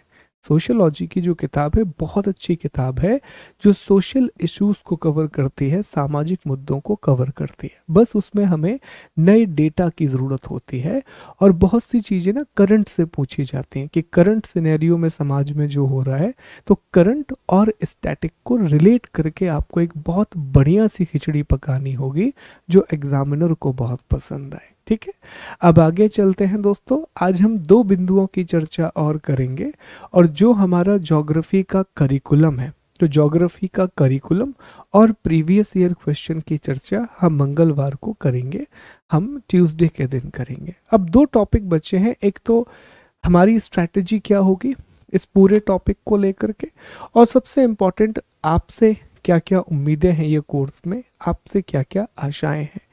तो एक एक करके डिस्कस करते हैं कि हमने इस कोर्स को कैसे डिज़ाइन किया है। तो सबसे पहली बात, हमने पूरी एनसीईआरटी को यूनिट में डिवाइड कर दिया है।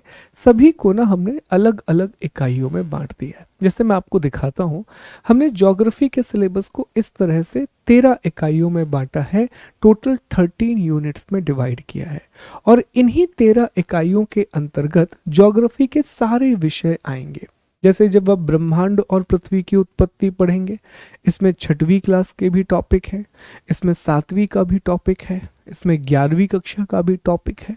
तो एक अगर हमने यूनिट लिखा origin of universe and earth, तो इसमें सब कुछ आ जाएगा, इसमें इंटायर सिलेबस आ जाएगा 6वीं से 12वीं तक का। ऐसा जब हम करेंगे तो हमारा टॉपिक वाइज कंप्लीट होगी, और आप देखोगे कि एनसीईआरटी के जब नोट्स आपके पास बनेंगे तो वो बहुत आउटपुट ओरिएंटेड नोट्स बनेंगे। आपको लगेगा कि हाँ, आपने एक विषय कंप्लीट कर लिया, ऐसी फीलिंग आएगी आपको एनसीईआरटी पढ़ने के बाद। अन्यथा कई बार ये लगता है कि आप पढ़ लिया लेकिन समझ नहीं आया कि किस चीज़ के लिए पढ़ा, पर ऐसा पढ़ने के बाद आपको समझ में आएगा कि एक विषय पर आपकी पकड़ बन गई है, एक सब्जेक्ट पर आपका बहुत अच्छा होल्ड स्टैब्लिश हो गया है। ठीक है, तो सबसे पहला काम हमने यही किया है कि पूरी टॉपिक को यूनिटों में बांट दिया है। जैसा हमने आपको पहले बताया कि हम कक्षा के अनुसार नहीं पढ़ेंगे, जो एनसीईआरटी है इसे हम टॉपिक के हिसाब से पढ़ेंगे। तो अब मैं उम्मीद कर रहा हूँ कि ये वाला पॉइंट आपके मन मस्तिष्क में और इवन आपके हृदय में बड़ा स्पष्ट हो गया होगा। ठीक है। इसके बाद पहले किसी भी अध्याय से संबंधित हम कंसेप्ट को समझेंगे, उसके बाद उसकी परिभाषा और कीवर्ड को हाईलाइट करेंगे और अध्याय खत्म होने के बाद मुख्य तथ्य को एक स्थान पर रख देंगे। ठीक, अब ये समझे जरा इसका मतलब क्या है। देखो, इसका अर्थ जो है दोस्तों वो बड़ा ही स्पष्ट है। जैसे मान लीजिए कि हमने एक 6वीं क्लास का टॉपिक उठाया और 6वीं क्लास में हमने एक टॉपिक पढ़ना शुरू किया, आर सोलर सिस्टम, ये पढ़ा। सबसे पहले हम इसमें कोई भी एक्स्ट्रा दिमाग नहीं लगाएंगे, जो भी चैप्टर में दिया गया है पहले उसको समझने पर फोकस करेंगे, कुछ नहीं ज़्यादा फोकस करने नहीं, बढ़िया प्रेजेंटेशन के द्वारा समझेंगे। अब जब टॉपिक को समझ लिया, फिर इसके बाद हम इसकी की डेफिनेशन निकालेंगे कि भैया कौन कौन सी मुख्य परिभाषा मिल रही है।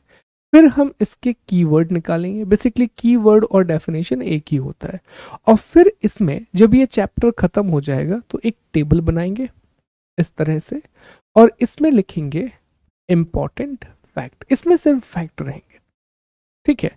जैसे चंद्रशेखर सीमा क्या है, फैक्ट लिख दिया, ठीक है। तारों का जन्म कैसे हुआ, लिख दिया। सिर्फ फैक्ट रहेंगे, परिभाषाएं भी नहीं, फैक्ट रहेंगे।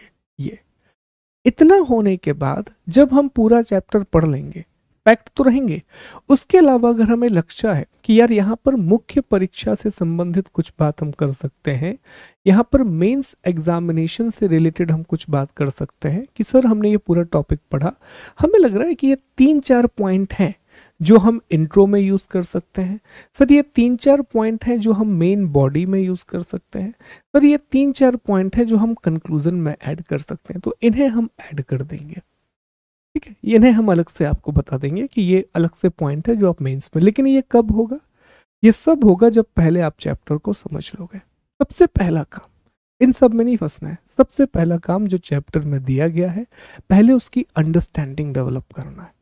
उसके लिए बहुत सारे डायग्राम यूज करने हैं, सारे काम करने हैं। फिर जब हम आखिरी में समराइज करेंगे, इवन हम आपको ये पढ़ाएंगे भी नहीं, हम बस नोट्स में लिख के आपको दे देंगे कि साहब ये बातें हैं, ये मुख्य तथ्य हैं जो हमने पढ़े थे, ये मीन्स के आपके काम आ सकता है, इसको अलग से आप याद रखिएगा, ठीक है। तो ये हमारा एक पैटर्न रहेगा इसको कवर करने का। फिर इसमें हम एक और काम करेंगे, जो भी प्रीवियस ईयर क्वेश्चन है टॉपिक से रिलेटेड वो हम डिस्कस करेंगे और संभावित प्रश्नों को भी डिस्कस करेंगे। जैसे हमने क्लाइमेटोलॉजी पढ़ा, तो वो प्रश्न जो हमारे टॉपिक से बने हुए, क्लाइमेटोलॉजी से बने हुए हैं, वो हम डिस्कस कर लेंगे कि साहब क्लाइमेटोलॉजी से इतने प्रश्न आए हैं। अगर मान लीजिए कि 100 प्रश्न है या 50 प्रश्न है, 50 में से अगर 20 भी एनसीईआरटी से आए हैं तो उन 20 को हम डिस्कस करेंगे कि यूपीएससी में इस तरह के प्रश्न पूछे गए हैं क्लाइमेटोलॉजी से संबंधित, ठीक है। ये करने के बाद फिर हम इसको करंट अफेयर्स से कनेक्ट करने की कोशिश करेंगे, जो भी करंट अपडेट हो रही होगी उसके साथ जोड़ने का प्रयास किया जाएगा। कक्षा का पीडीएफ अत्यंत व्यवस्थित ढंग से दिया जाएगा। हालांकि कक्षा के पीडीएफ में हिंदी और अंग्रेजी एक साथ में होगी, लेकिन उसे प्रिंट फॉर्मेट में कन्वर्ट किया जाएगा। कंपैरिजन मेथड और फ्लो चार्ट मेथड का उपयोग किया जाएगा। तो ये सारे बिंदु मुझे लगता है हम आपको स्पष्ट कर चुके हैं कि हम इसके कोर्स को किस तरह से प्रोसीड करने वाले हैं, क्या हमारा तरीका रहेगा। तो इस बिंदु को लेकर अब मुझे नहीं लगता कि कोई समस्या है। बड़ा क्लैरिटी ऑफ माइंड आपके दिमाग में होना चाहिए, बड़ी स्पष्टता आपके दिमाग में होनी चाहिए इस टॉपिक को लेकर के। अब आज की क्लास का हम आखिरी बिंदु डिस्कस करेंगे, लास्ट पॉइंट डिस्कस करेंगे, पर सबसे इंपॉर्टेंट पॉइंट, फिर 2 पॉइंट जो बचेंगे वो हम अगले सेशन में डिस्कस करेंगे। ये बिंदु है दोस्तों, आपसे हमारी आशाएं क्या क्या हैं, होप्स फ्रॉम यू। शुरू में ही हमने आपको बताया था कि इस कोर्स की जितनी जिम्मेदारी मेरी है उससे कहीं गुना ज़्यादा जिम्मेदारी आपको लेनी होगी, ठीक है। आपको अपनी रिस्पॉन्सिबिलिटी लेनी होगी। आप अपने लिए जब तक लड़ना नहीं सीखेंगे, अपने लिए संघर्ष की दौड़ में दौड़ना नहीं सीखेंगे, हम आपकी मदद नहीं कर पाएंगे, चाह के भी आपकी मदद नहीं कर पाएंगे। आपको ना बहुत सिंपल काम करना है। मैं हमेशा एक बात बोलता रहा हूँ बहुत शुरू से कि दोस्तों एग्ज़ाम को क्रैक करने का जो रास्ता है ना, जैसे मान लीजिए कि ये आपकी मंजिल है, ये आपका गोल है और यहाँ पर आप खड़े हुए हो, रास्ता हमेशा ऐसा होता है सीधा, हम लेकिन इसको ऐसे ऐसे करते हैं और इस वजह से हम भटक जाते हैं, ठीक। क्यों? क्योंकि बहुत बेसिक्स को हम फॉलो नहीं करते। कभी भी ना बहुत अच्छे क्रिकेटिंग कोच से मिलोगे, वो आपको बहुत बेसिक बात बताएगा कि अगर आपको अच्छा क्रिकेट खेलना है, दो तीन बातें सीखो। किस बॉल पे हिट करना है, किसको छोड़ना है, ये सीख जाओ, किसको प्लेट करना है। तीसरा, आप इस तरह खड़े हो जाओ, अपने हेड पोजीशन को देखो और शॉट मारो। बहुत बेसिक, बेसिक को फॉलो करना है। पर कितने कम लोग इस बेसिक को फॉलो कर पाते हैं? बहुत ही कम लोग इस बेसिक को फॉलो कर पाते हैं। जो करते हैं वो महान तेंदुलकर, कोहली ये बन जाते हैं। अगेन एग्जाम भी इसी तरह होता है दोस्तों। रास्ता बड़ा सिंपल है। और रास्ता क्या है? एक टॉपिक लीजिए, उसे पढ़िए। एक टॉपिक लीजिए, उसे पढ़िए। पढ़ने के बाद उसके नोट्स बनाइए। नोट्स बनाने के बाद उसको रिवाइज कीजिए और बार बार रिवाइज कीजिए। और इसी तरीके से अपनी प्रोसेस को सिंपल रखिए, कॉम्प्लिकेट मत करिए। हर दिन स्ट्रैटेजी बनाना, एक विषय के 4 वीडियो हमसे देख लिए, फिर कहीं और से देखने लगना, फिर वहां से भी छोड़ के कहीं और से देखने लगना, अपनी कमियों के लिए दूसरे को ब्लेम करना, ये नहीं करना है। मुझे सिर्फ आपसे इतना कॉपरेशन चाहिए कि जो वीडियो हम डालेंगे वो आप बहुत रेगुलर बेसिस पर बहुत ही सीरियस होकर के देखोगे। ये नहीं होना चाहिए, आजकल मैंने बहुत बुरा भी लगता है देख के कि लोग एक तरफ आईपीएल चल रहा है म्यूट होके और साथ में लेक्चर देख रहे हैं, बातें कर रहे हैं, लेक्चर देख रहे हैं। ऐसे लेक्चर किस काम का? आपकी पढ़ाई है दोस्तों, आपका करियर है। उतनी सीरियसनेस लेकर के आइए। टेबल कुर्सी लेकर के बैठो, शांति से ध्यान लगा करके बैठो, पूरा फोकस करके पढ़ो। ठीक है? तो पहले नंबर आप वीडियो देखेंगे। वीडियो को देखने के बाद जो भी आपको पीडीएफ मिला हुआ है, उस पीडीएफ को आप रीड करेंगे, उसे बहुत अच्छे तरीके से आप पढ़ेंगे। रीड करने के बाद उसके सिनॉप्सिस आप तैयार करोगे। बहुत शॉर्ट होना चाहिए सिनॉप्सिस, जो हम शुरू में आपको बनाना सिखाएंगे। उसे रिवाइज करोगे। कम से कम महीने में आपका उस टॉपिक का 4 बार रिवीजन होना चाहिए। एक महीने में कम से कम 4 बार रिवाइज कर लो, ताकि आगे की तैयारी पुख्ता हो जाए। और फिर आखिरी में एक चीज जो हमेशा आपको याद रखना है, पूरी प्रक्रिया को इसी तरीके से सिंपल बनाए रखोगे। और सिंपल बनाए रखने का मतलब ये है कि ये प्रक्रिया कॉम्प्लिकेट कब होगी? कॉम्प्लिकेट हो जाएगी अगर आप ये शेड्यूल रोज फॉलो नहीं करोगे, है ना? 5 दिन क्लास है, फॉलो कीजिए। 2 दिन आराम से, आपके 2 दिन हैं, मौज मस्ती कीजिए साहब, कोई दिक्कत नहीं है। बढ़िया जाइए, खुशियां मनाइए, ठीक। लेकिन प्रक्रिया जो है उसको रेगुलर बेसिस पर फॉलो कीजिए। तो हमारा ये बैच आज से हमने शुरू कर दिया है। आज एक ओरिएंटेशन क्लास थी जिसमें हमने पूरी रणनीति की चर्चा कर ली। हमने ये भी डिस्कस कर लिया कि कौन कौन सी विषयों की कौन कौन सी एनसीईआरटी महत्वपूर्ण है। एक एनसीईआरटी किताब को पढ़ने का सबसे अच्छा तरीका कौन सा है। अगली क्लास में हमें 2 टॉपिक और डिस्कस करना है, जो ओरिएंटेशन का ही एक्सटेंडेड हिस्सा होगा, और उसी के साथ हमारी पहली यूनिट हम कंप्लीट करेंगे। जब भी हम आपको पीडीएफ देंगे तो हम ऊपर एक इंडेक्स भी बना के देंगे आपको, ताकि समस्या ना जाए कि कौन सा टॉपिक कहाँ पर दिया गया है। क्लियर? अगली क्लास में हमें 2 टॉपिक की चर्चा करना है। ज्योग्राफी से एनसीईआरटी से, ज्योग्राफी एनसीईआरटी से पिछले 5 सालों में कौन कौन से प्रश्न यूपीएससी ने पूछे हैं, और फिर हमारे करिकुलम की चर्चा करेंगे। फिर हमारे सिलेबस को हम डिस्कस करेंगे कि हमें सिलेबस को किस तरह आगे बढ़ाना है। उम्मीद करता हूँ कि ये लेक्चर आपको पसंद आया होगा। अपना ख्याल रखिए। जय हिंद, जय भारत, और सभी बातों को याद रखिए जो हमने आज पढ़ी है। Please take care. God bless you all.